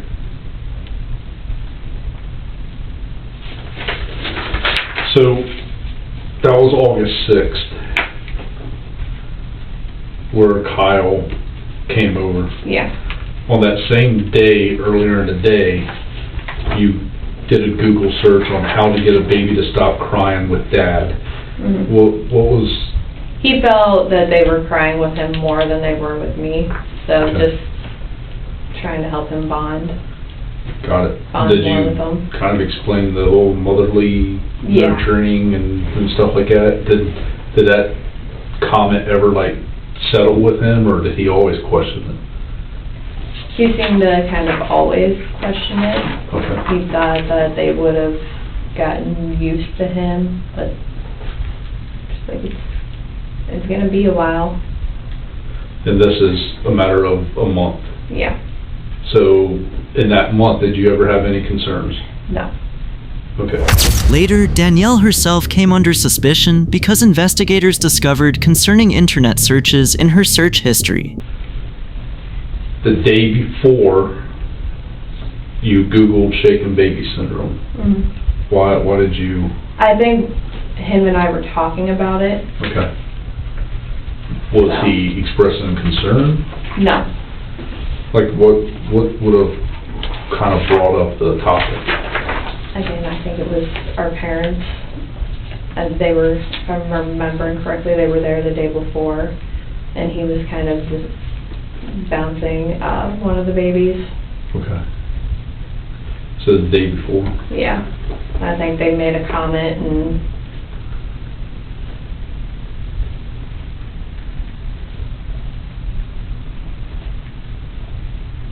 Was there comment concerned you bounced them too hard, or? no, it was more, they were trying to tell us how to do it. Okay. In the way that they felt was the correct way. What date was that? The Google search was on the 5th, but you said the day before, so August 4th, Yeah. the parents would have been there? One set of our parents. They came at different times. Okay. And did they actually make a comment about him at the time? They said something to him. Okay. I don't remember what the comment was exactly, but it was just felt bouncing.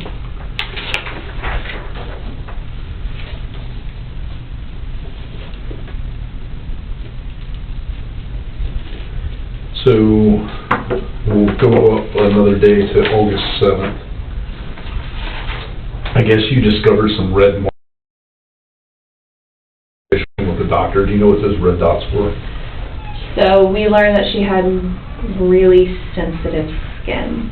So was it like an eczema or something? It looked like a rash. Okay. Did you ever find out if she was like allergic or anything, like the baby powders? Or? So we did go to the doctor. We did take her, and essentially she said use Eucerin lotion on her. We changed laundry detergent from the Dress baby detergent to all free and clear, and she cleared right up. Cleared up, perfect. Yeah, so. Yeah, and obviously part of us asking these is any time that you went to the doctor, what was it for, and kind of what their understanding was that it was. So. Yeah.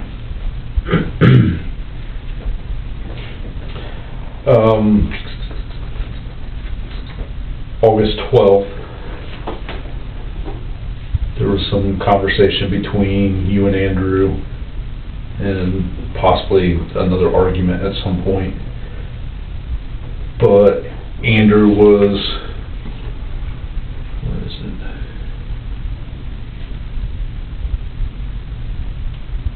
It led to Andrew leaving.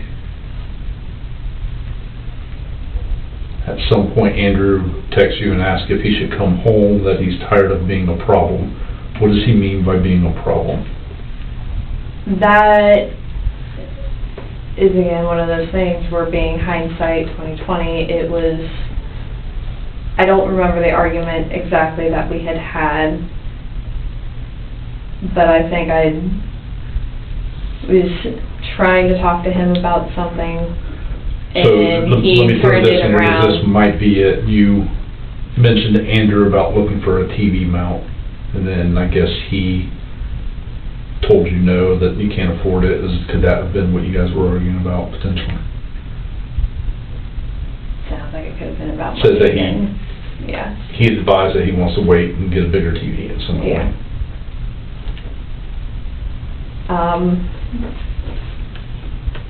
If the argument was about money, that would have been what triggered it, but I can't remember what the argument itself was about. This might be it too.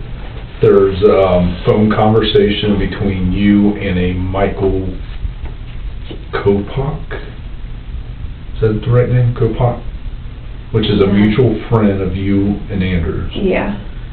And during that conversation said that Andrew broke 2 TVs during 2 different incidents out of anger. Can you I don't know if they were out of anger.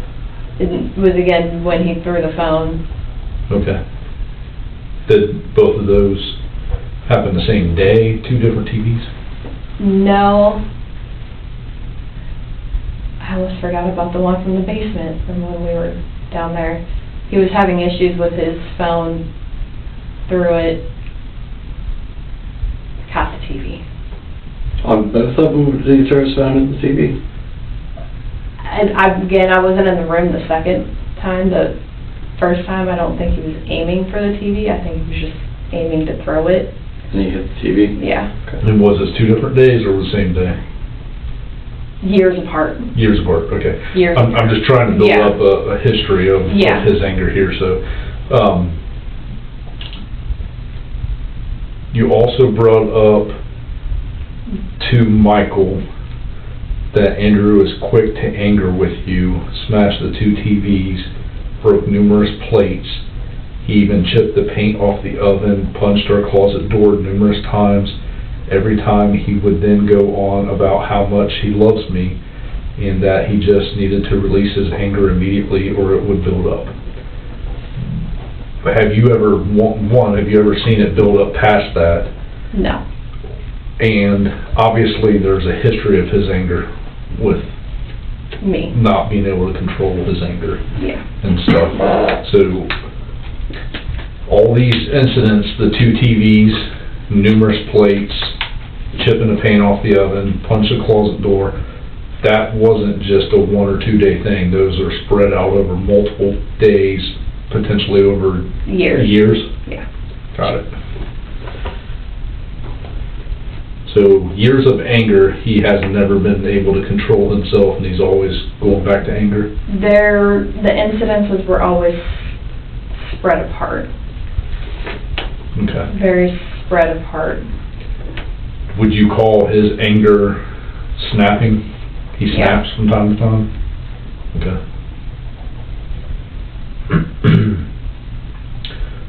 So,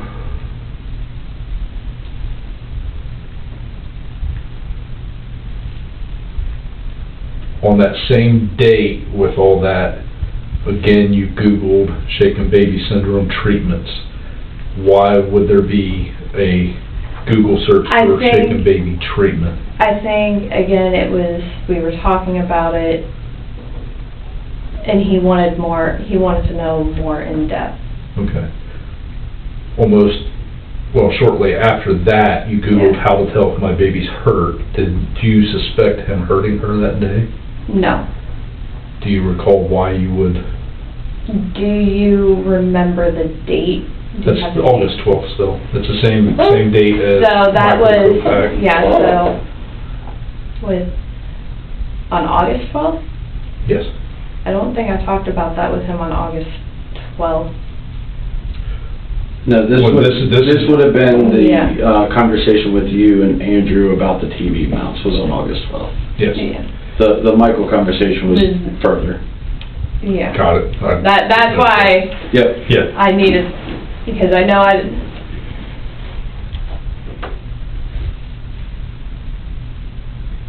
Going back to the 12th, though, prior to the conversation of you wanted to go look at TV mounts, and I think you said something, we didn't have the money, and you said, I'm just going to look, not going to go buy. Yeah.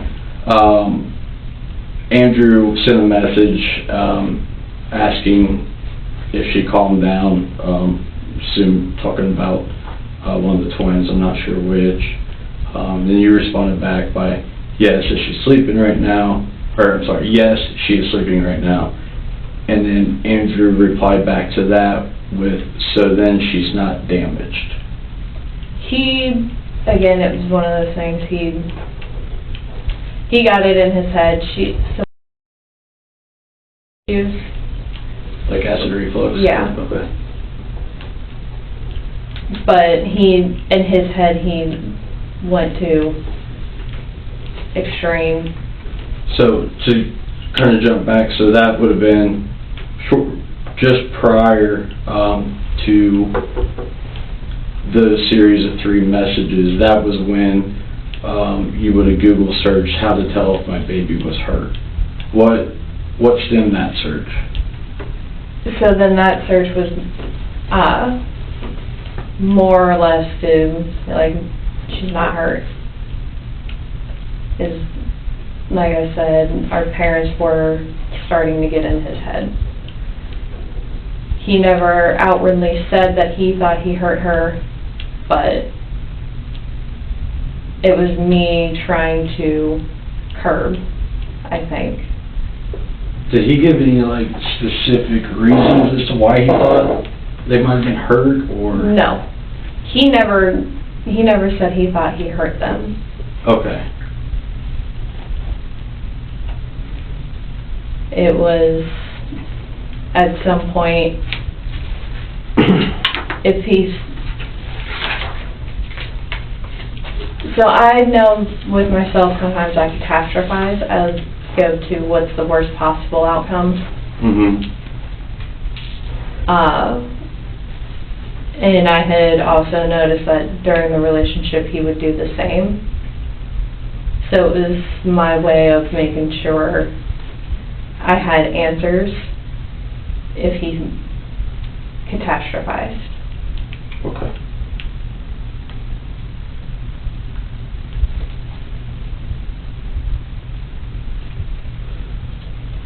September 15th, there's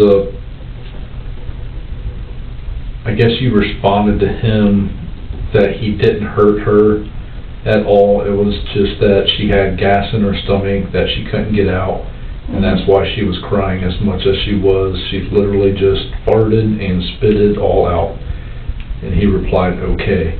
Do you recall what he was concerned about that day? I think gassing. Okay. The same thing he had told me when we had.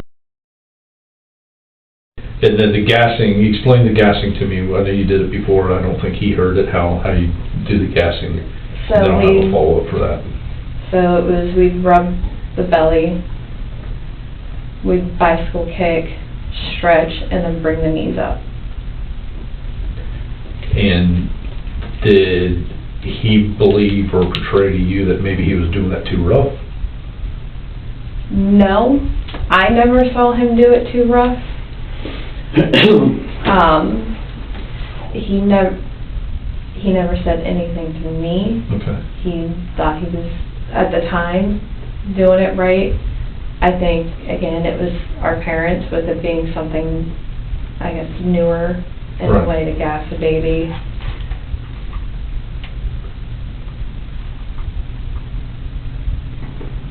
I guess you just basically ended that conversation saying she is just being fussy. Yeah. Okay.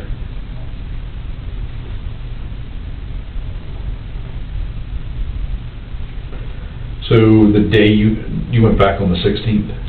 I went back to work on the 16th. So he immediately starts worrying on the 16th? Yep.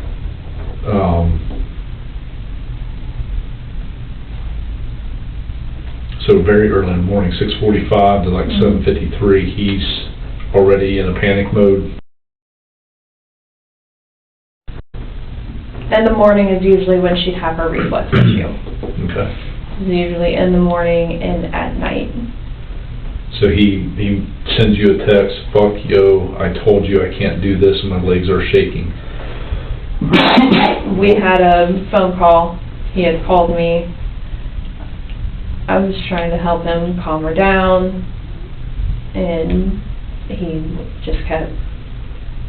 So him saying his legs are shaking, like when he feels that he has failed, does he just lose all control?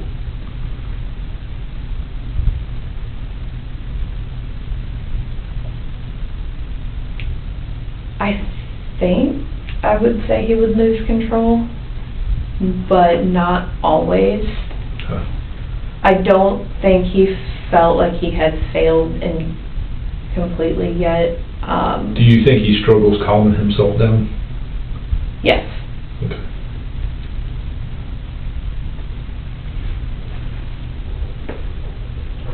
That was why we wanted a plan in place.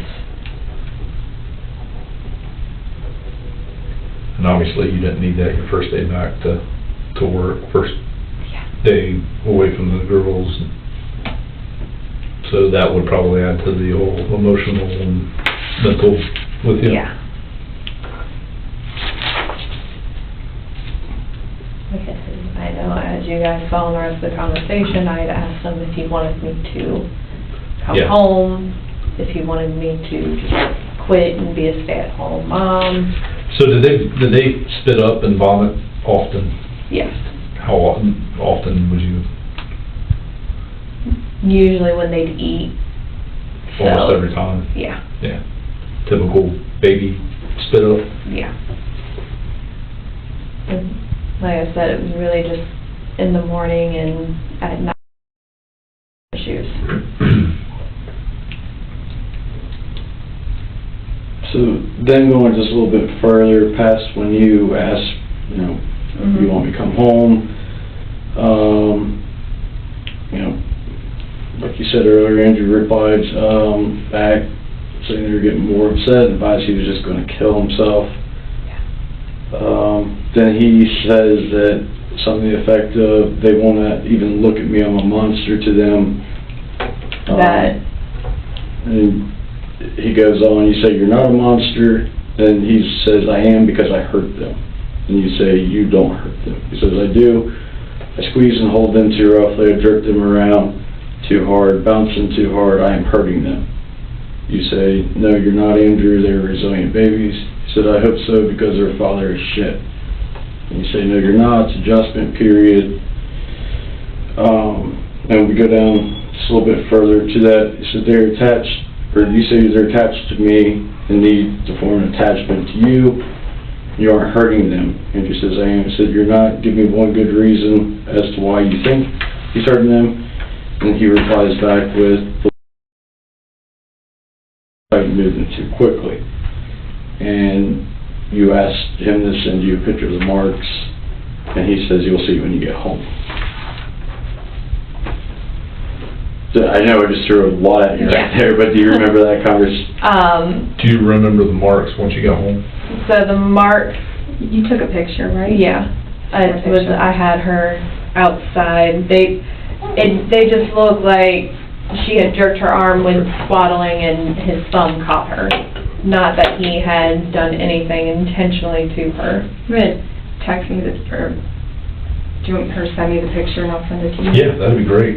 Do we have that photo? I mean, I know when you get those self-right downloads, they're like a lot. I mean, With her They are photo, kind of limited on areas. well, these are the red marks that you talked about. Okay. Which obviously looks red. are you able to Yeah. email it? Yeah, email it to me, Danielle. I'll forward it on. So he was concerned with Put that, the date on it. those red dots, the rash looking red It wasn't the red dots. So it's on her wrist there.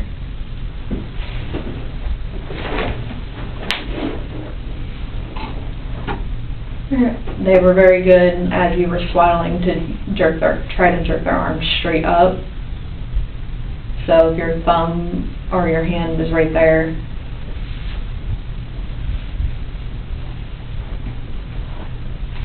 Do you see it?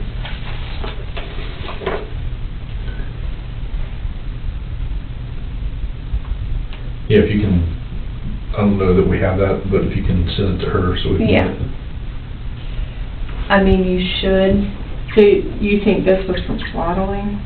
Yeah, where she Looks like jerk, but I never thought that he intentionally did anything.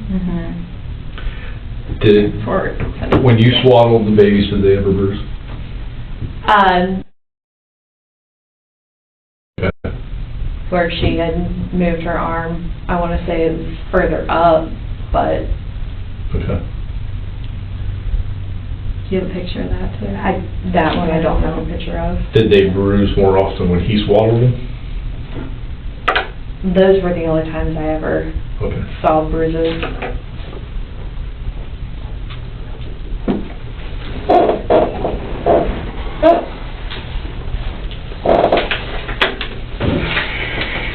Okay, the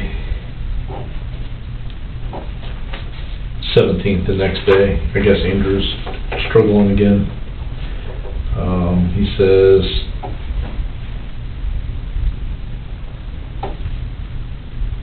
I guess you asked him if he's having a better morning. He said not really. Complained about his head and stomach hurting. Said that, but I haven't done any freaking out yet. Then, I guess mentioned that they were being fussy. He sends a photo of white spit up on the floor. Do you recall that? Normal amount? Yeah. Typical? Okay. It was normal when she'd have her reflex issues, she'd pretty much just push everything back up. So I guess he's worried that he hurt her again at this point. Yes. You didn't do anything, but I'm gonna save the last video to show the doctor. Did you ever show that to the doctor? Yes. Yes, And I what did. was it? What was in that video? It was, Okay. and so when I showed it to the pediatrician, he said, okay, with that, if you do see it again, do you want to go? Because sometimes that can be indicative of acute respiratory, because she was grunting while breathing. Okay. It was, the way he explained it to me was she would, like if she cried too much, she's not getting enough oxygen, Yeah. and that could cause it. All right. So I guess at that point, I'm assuming you had a little bit of a concern and you asked your friend Lori to Go go over. help. Yeah. Who's Lori? She is my aunt. Your aunt? Yep. Okay. Not concerned he was hurting, obviously, but Did she make any comments about how he was treating No. the kids, or was he overreacting, or she felt he was kind of overreacting. did he have any anger or No. issues when she got there? No. Okay. He was grateful for her assistance. And that was because you wanted her to go over because he feels like he can't do it. He was swaddling her yesterday and not feeling like no matter what he's doing, he's hurting the girls. Yeah, that's, And a little more, but Yeah, I that's mean, where that's the gist of it. I'm sorry, that was the day after that bruise. Is that what that's about? I'm just trying to Yes. make sure I got the Yeah, timeline. the Okay. 17th is that Okay, one. thank you. So the 16th I was is when... checking on my dog. I'm sorry. The 16th is when she went back to work and then he 17th is freaked when- out. The Yep. 17th Yeah. is when... And he said he pinched. What was Lori's last name? Nunnally. Spell that one for me? I still can't spell it. I get, no, that's about as far as I get, probably get that one spelled right. If not, it's not a big deal. Man, you're having to deal with him every single day of the week, your first week back. It's, that's when I felt like he was really becoming insecure, about being. So on the 18th, he's concerned about his ability to care for the twins alone. You send him instructions on what he needed to pack to take the twins to his parents. Mm-hmm. He says he's nervous, doesn't know if he can do it alone, and he needs the twins to chill so he can take a shower. Ultimately, they go to his parents that day, and Yeah. you don't have any other issues the rest of that time?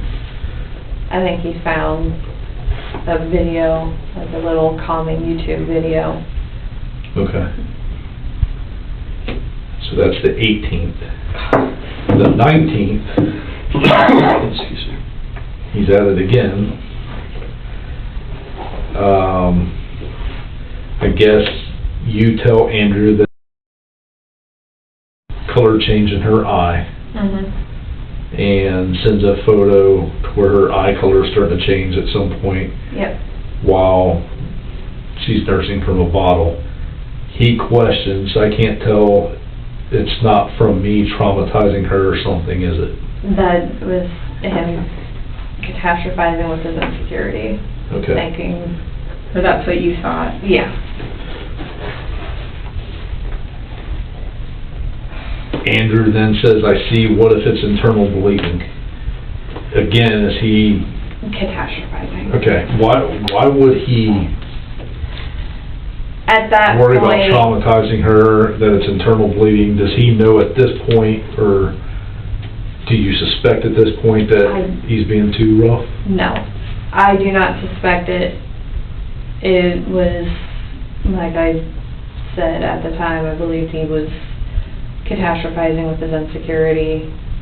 Any new thing. Was there any issue with the coloring of the eye, or was it just No, a normal it was a start normal. to change type thing? They were starting to change to my eye color. Got it. So it was a dark brown. And that was, did, Sherry get a doctor or anything for the eye, or just No. kind of monitor at home? Yep. I think that's just normal, baby's eye color changing. So I'm gonna skip ahead a little bit, because I think you had a little bit of a break. From September 19th to October 3rd. At this point, Andrew says he's sorry, and keeps making everything issues. Says he's still very mad. He's sorry that he knows he's hard. Keep making everything worse. You question him about why he's making things worse. Says, because I'm stressed out, I'm always arguing, I'm not present. I'm seriously trying my absolute hardest. I put everything I have into every day. I guess it's just inadequate feeling again on that day. Why was there such a break between the 19th and October 3rd? Did you take time off or anything like that? I didn't take time off. It seemed like he was getting into a routine and things were calming down. Okay. Was his parents, your parents, watching kids throughout the week as well? His parents. Okay.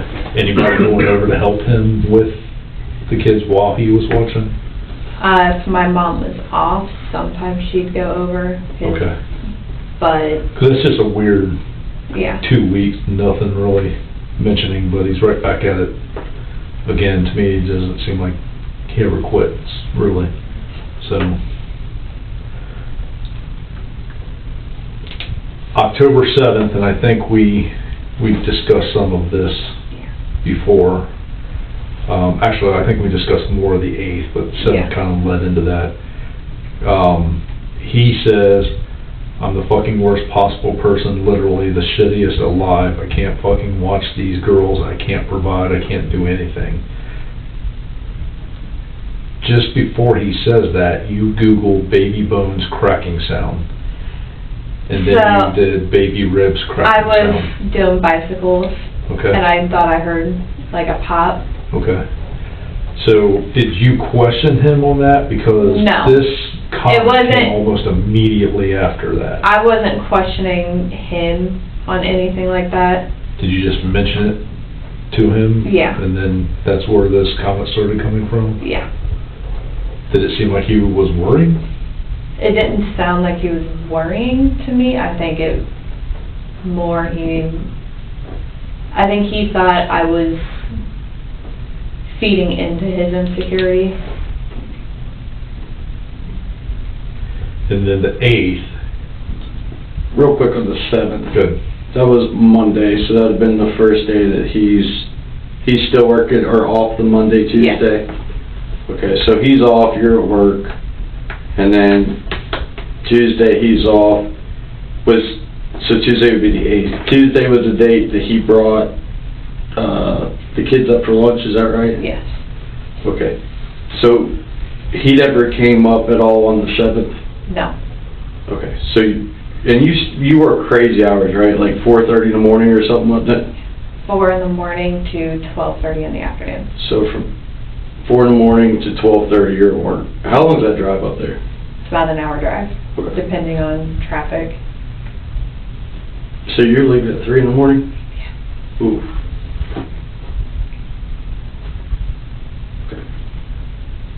My hours have changed as of right now. I'm working 4 to 2:30, but that's just so I can be at my...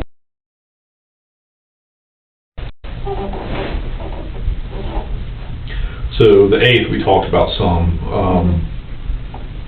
The 8th, Andrew did a Google search. Why is the baby holding fist at chest with bent elbows? Do you know why he would have Googled that? I do not.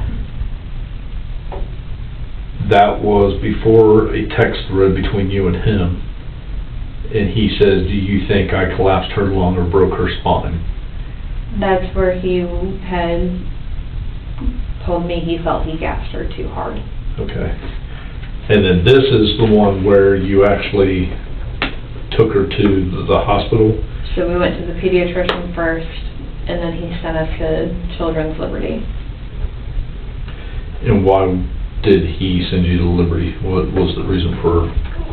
It was her cry. He wasn't able to calm her down, and being a pediatrician for as long as he's been a pediatrician, if he can't calm him down... He had a concern? Yeah. Okay.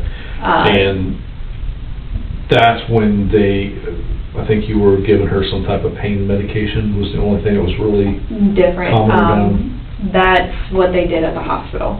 Got it. We did not do that beforehand. Okay. So the hospital, what was it, like an ibuprofen or Motrin or something like that? Tylenol. Tylenol. But that worked and actually calmed her down and stuff.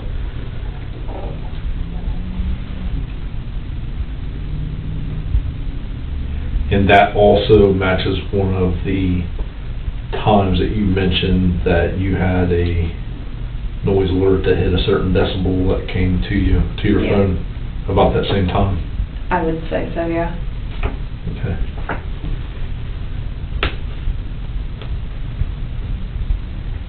Have you talked to him at all? Has he tried to No. reach out to you? No. I guess I should have asked that up front.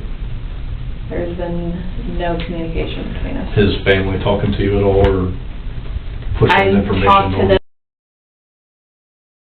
but other than that, we don't talk about it. So they haven't talked to you about the case, or No. what if, or asking you to do anything special for the case or anything like No. that? So I guess the 9th is when you guys actually had the doctor's appointment, not the Then- 8th. The 8th was when the concern was, and then the 9th was the appointment. The 8th, we went to the pediatrician and he sent us the children's. They did blood work and a urinalysis that night and sent us home. Okay. The 9th, we went back to children's and they admitted her overnight. Got it. Okay. So the 9th would have been then when you picked her up from His parents. and she was screaming. Yeah. Okay. And I could hear her screaming from Gotcha. outside. That's what it was. Thank you. And he makes some comments to where he's apologizing, stating that he's feeling pretty stressed over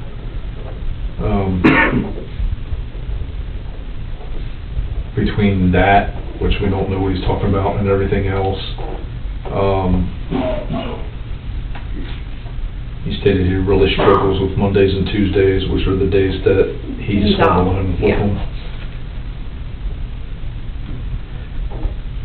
And then he makes a comment that I'm thinking about it now. The other day multiple times. She really could just be sick and I didn't hurt her.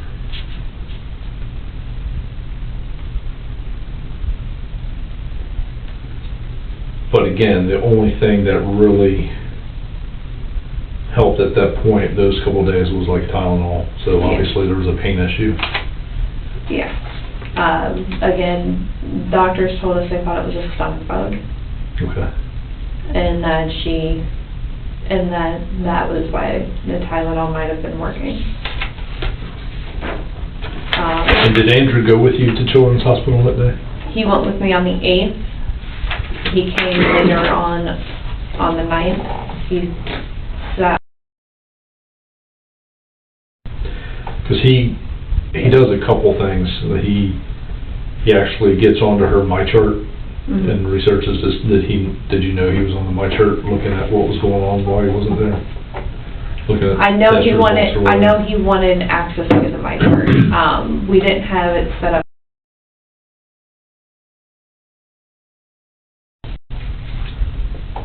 Did you have any conversation why you wanted the MyChart? I think he was talking to someone that would have better understood the test results. So that way they might have been able to explain it to him. So he did Google elevated lactic level in an infant. What was the That issue was with lactic level? one of the test results. I think it was elevated.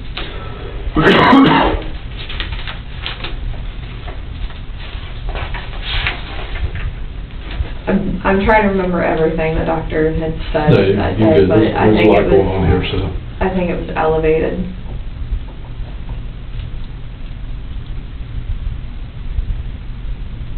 It was essentially on the 8th, the doctor said that her kidney enzymes were raised, and that's what led him to think it was a stomach bug. So on the 10th, I guess, he asked how Darcy is.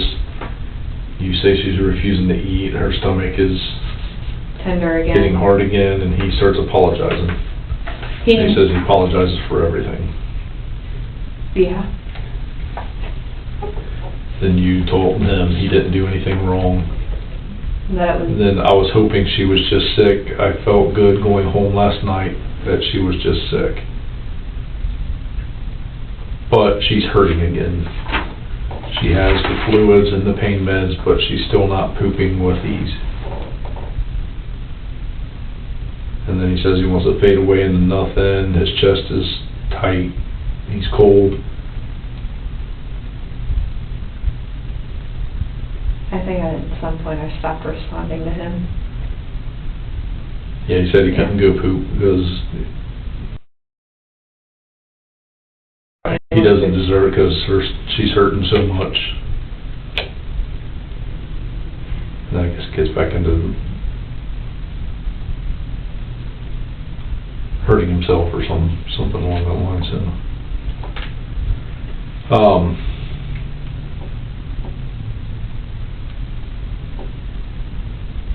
and then he continued asking her, did he ever get access to hers? Yeah. We did get her eventually added on there. And I had sent him the login information.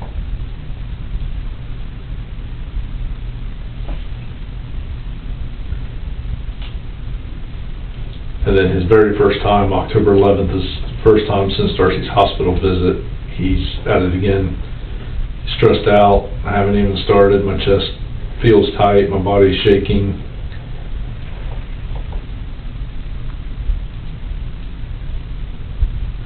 He apologizes again that he doesn't know why he's like that. His chest feels terrible. Not much else goes on after that. Then October 15th, you Googled what causes high lactic levels. Is there still a concern on the 15th? I was more curious about that.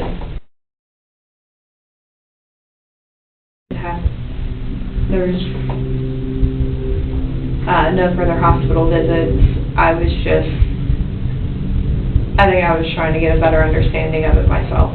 And then you Googled, and I'm gonna butcher this all up, aspartate aminotransferase high. I was getting it from the test results, so that way I could understand what it was Did saying. you figure out what that meant? Because I don't remember what it meant. Oh, I'm not meaning to laugh. I'm trying to pronounce that wrong. I didn't even try to pronounce it. I just copy pasted it.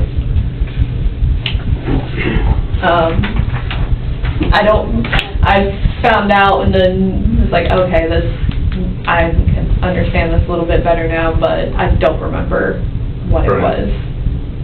Well, I can Google it myself. Now that I'm curious.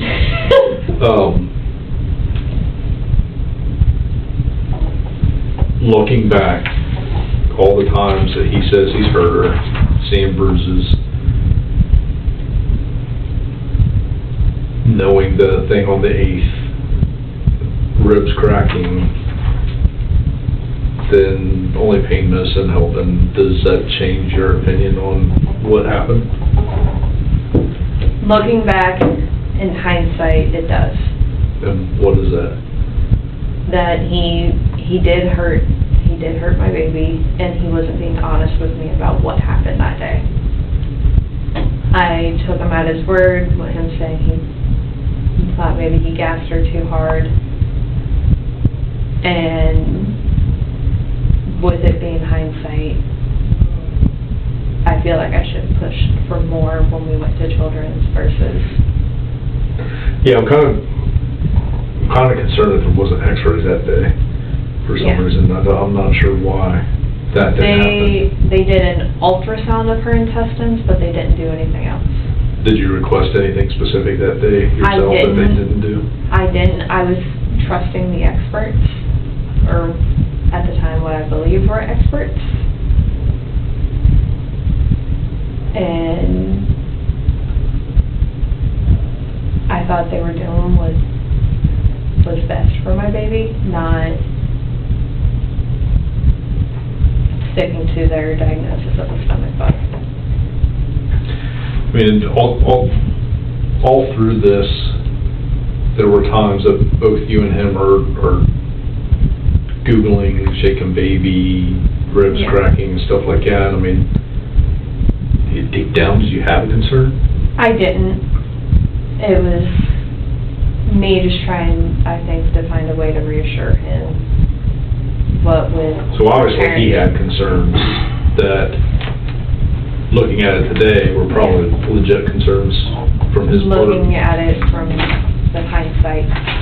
So you're saying basically you looking all this stuff up was just to reassure him that He wasn't doing anything. wasn't doing what he was thinking he was doing? Has your opinion changed on all that then? My opinion, yes. It's like I said, I'm looking at everything hindsight. And that's easy to do. I mean, we can Monday morning quarterback about everything we get involved in and see things that we would do different or change or, man, I wish I had that opportunity again type thing. But I mean, I think it's probably just part of normal human behavior, really. And at some point when you were at Children's, what did Andrew, he was there on the 8th, right? Yeah. What did he say to them? He did mention that he thought he gassed her too hard, and they kind of brushed it off.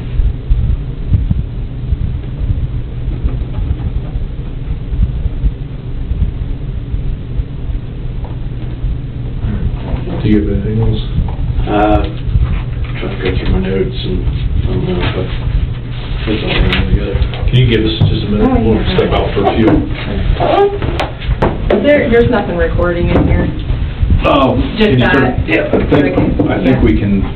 Or I can go out there with her. Yeah. Just to make sure. I think we have to turn the lights on. Yeah. Turn the lights off. But you'll be in the dark. Yeah. So, out there, We'll come back up. you'll be good then. Okay. Did you want to talk to either of her parents? We'll check. Okay. Yeah, we'll talk about Yeah, them. because they're here, I mean, they both are. Yeah.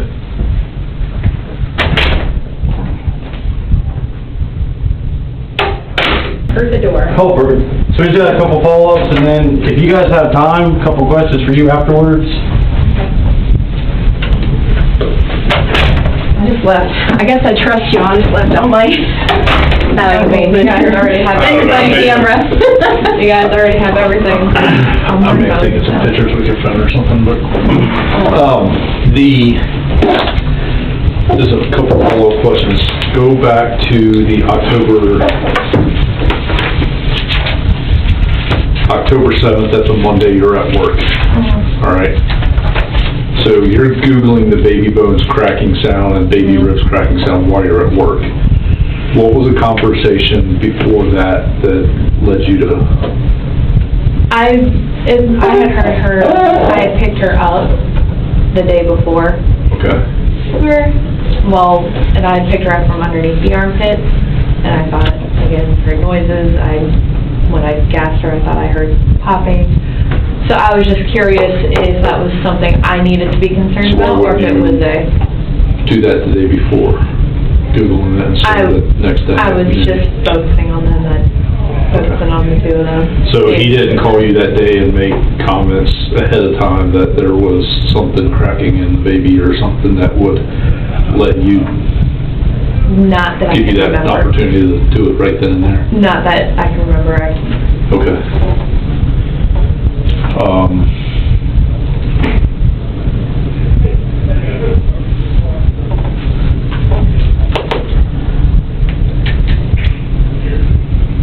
Did you ever question anything about him relationship-wise with you? No. Like I said, by this point, he, looking back at it with the hindsight, he had me under his thumb. I do know I was, because of all the arguing, it wasn't an environment I wanted to raise my kids in, my daughters in, so I was thinking about leaving, but Okay. not.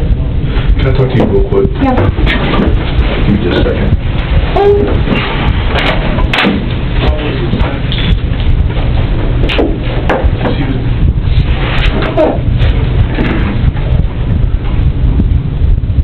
We're right in the middle of shift change and get a bunch of cops together. I'd hate to know what conversations we're gonna hear out there.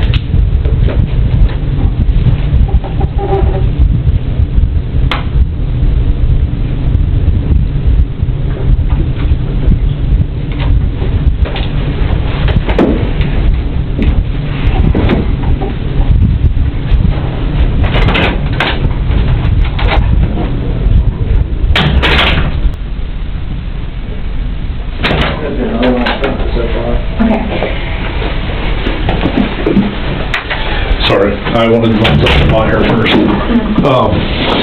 There's... Is this from me? Yes. There's overwhelming evidence that he was having an affair on you. The night before, there was a lot of messages on his phone between him and another female. And it wasn't just messages, it was sharing photos and videos with each other and stuff like that.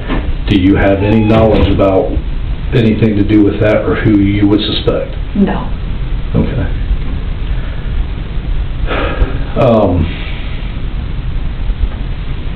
Was there ever times where he would just disappear and you don't know where he's at, anything like that, or he's talking to somebody and it's awkward that he's trying to hide conversation with you?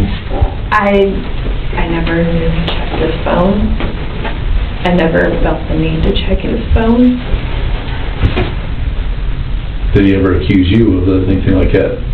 And the reason why I ask that is sometimes when people are doing that, they make accusations towards somebody else to kind of get it away from them.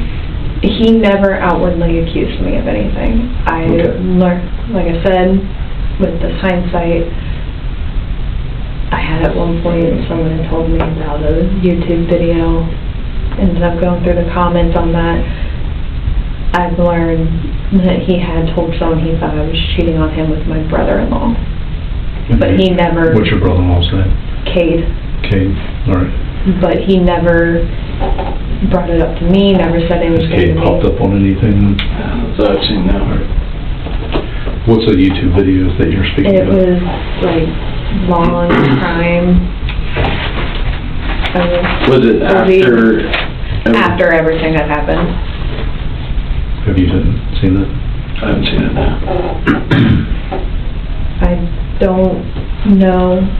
I know I took a screenshot of the username, but I don't know if I have a screenshot of the comment. Do you know any females that he associates with that you would suspect? None that I would have suspected. Do you know who Samantha is? What's her last name? Martini. Works at Harley Davidson. Sam. I don't think he ever told me about a Sam Martini. I only knew of a Sam Tolby. What was it? Tolby? Yeah. I have her.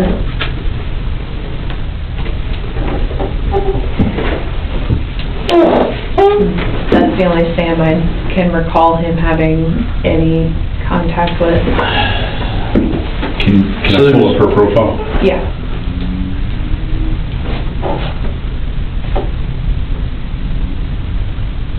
I think you're in airplane mode. I am. Yep. Yep. I have a lot of games on my phone and I like to send notifications frequently. You gotta keep up on those games. I don't keep up on those games. It's stress relief. Yeah. So is Sam Tolby, is that somebody he rode with sometimes? Yeah. Okay, this would have been a different Sam. Okay.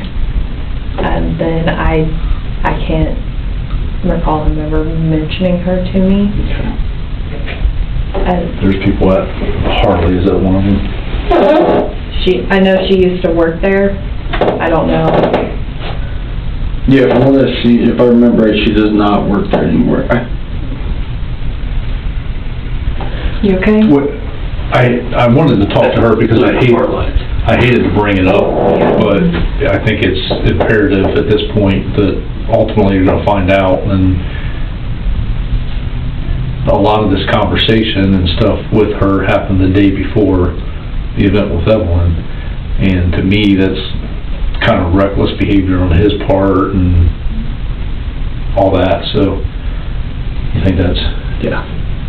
So it's probably that one. Is that Sam? I think I might have met her once. I don't know her name at the time, but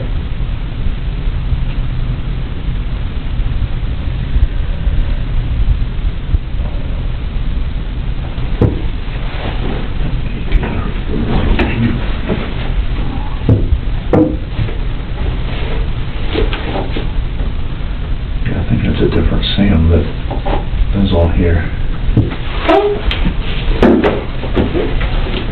That's not the same one, right? No. All right. That's two separate. So Sam Tolby is not the same Sam. And you said on this long crime YouTube video there was comments? Yeah. And what, those comments?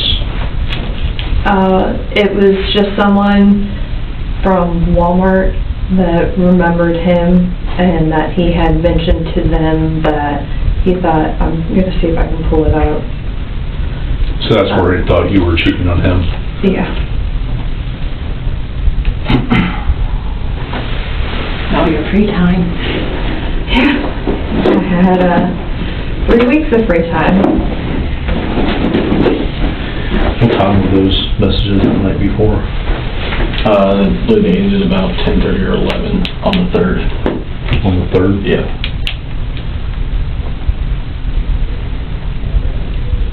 So you're telling me that was happening probably while he was at the house with her? Yeah. He was always on his phone.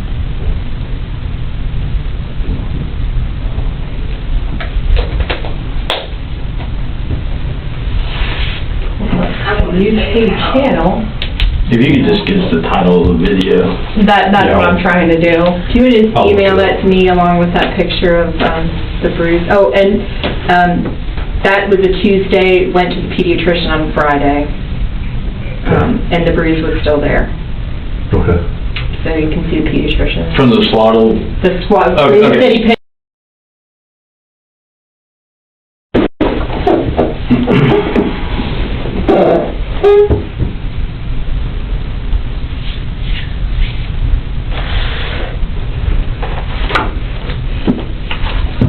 Weeks ago. You want to just email it to me? Yeah, I'll email it. just email it. I can mail even it. do some. Right here. A father from Ohio accused of...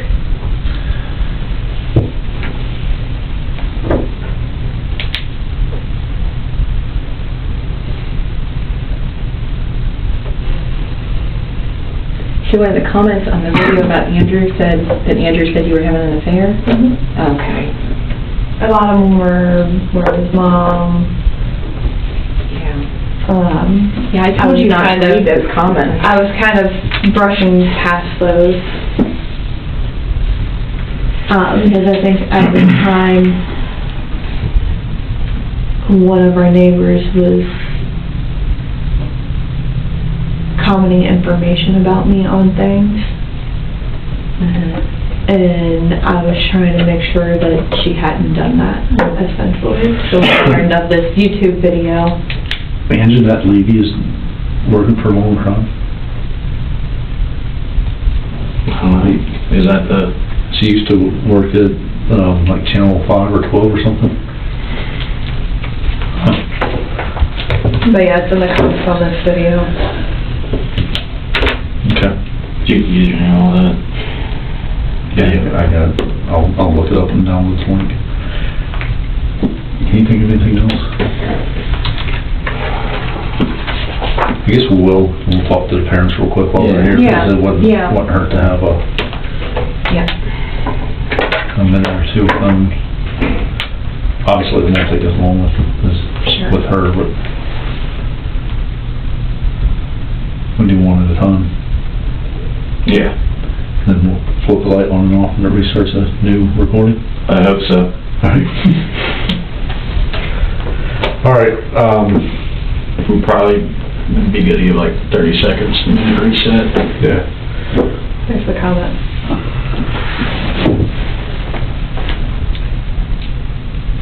Kate is not a name you just pull out of a hat.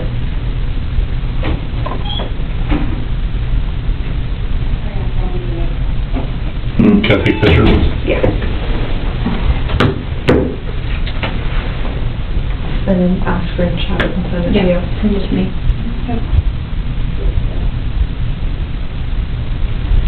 There you go.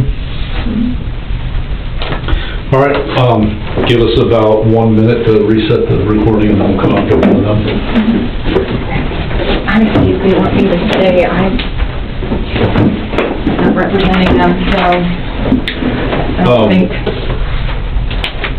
initially we'll have them both come in, but then we'll separate them, because I just want to talk them both together for a second. If you don't mind, maybe staying with her till. Okay. I'm gonna tell them, All right. let me just talk to your parents.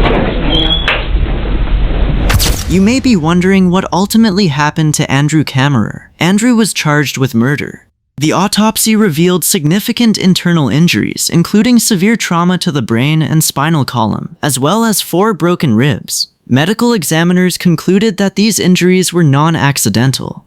Investigators also determined that a fall from a changing table only about 3 feet high was unlikely to have caused such extensive injuries, making Andrew's explanation inconsistent with the medical evidence. Fremont County father of 2 twin baby girls will now spend a minimum of 19 years in prison. Today, a judge sentenced Andrew Kammerer after the Goshen man admitted to causing the death of his baby daughter and causing serious harm to her twin sister. The rest of my life, it will be a suffrage of life because of not being able to see my daughter grow, either one of them.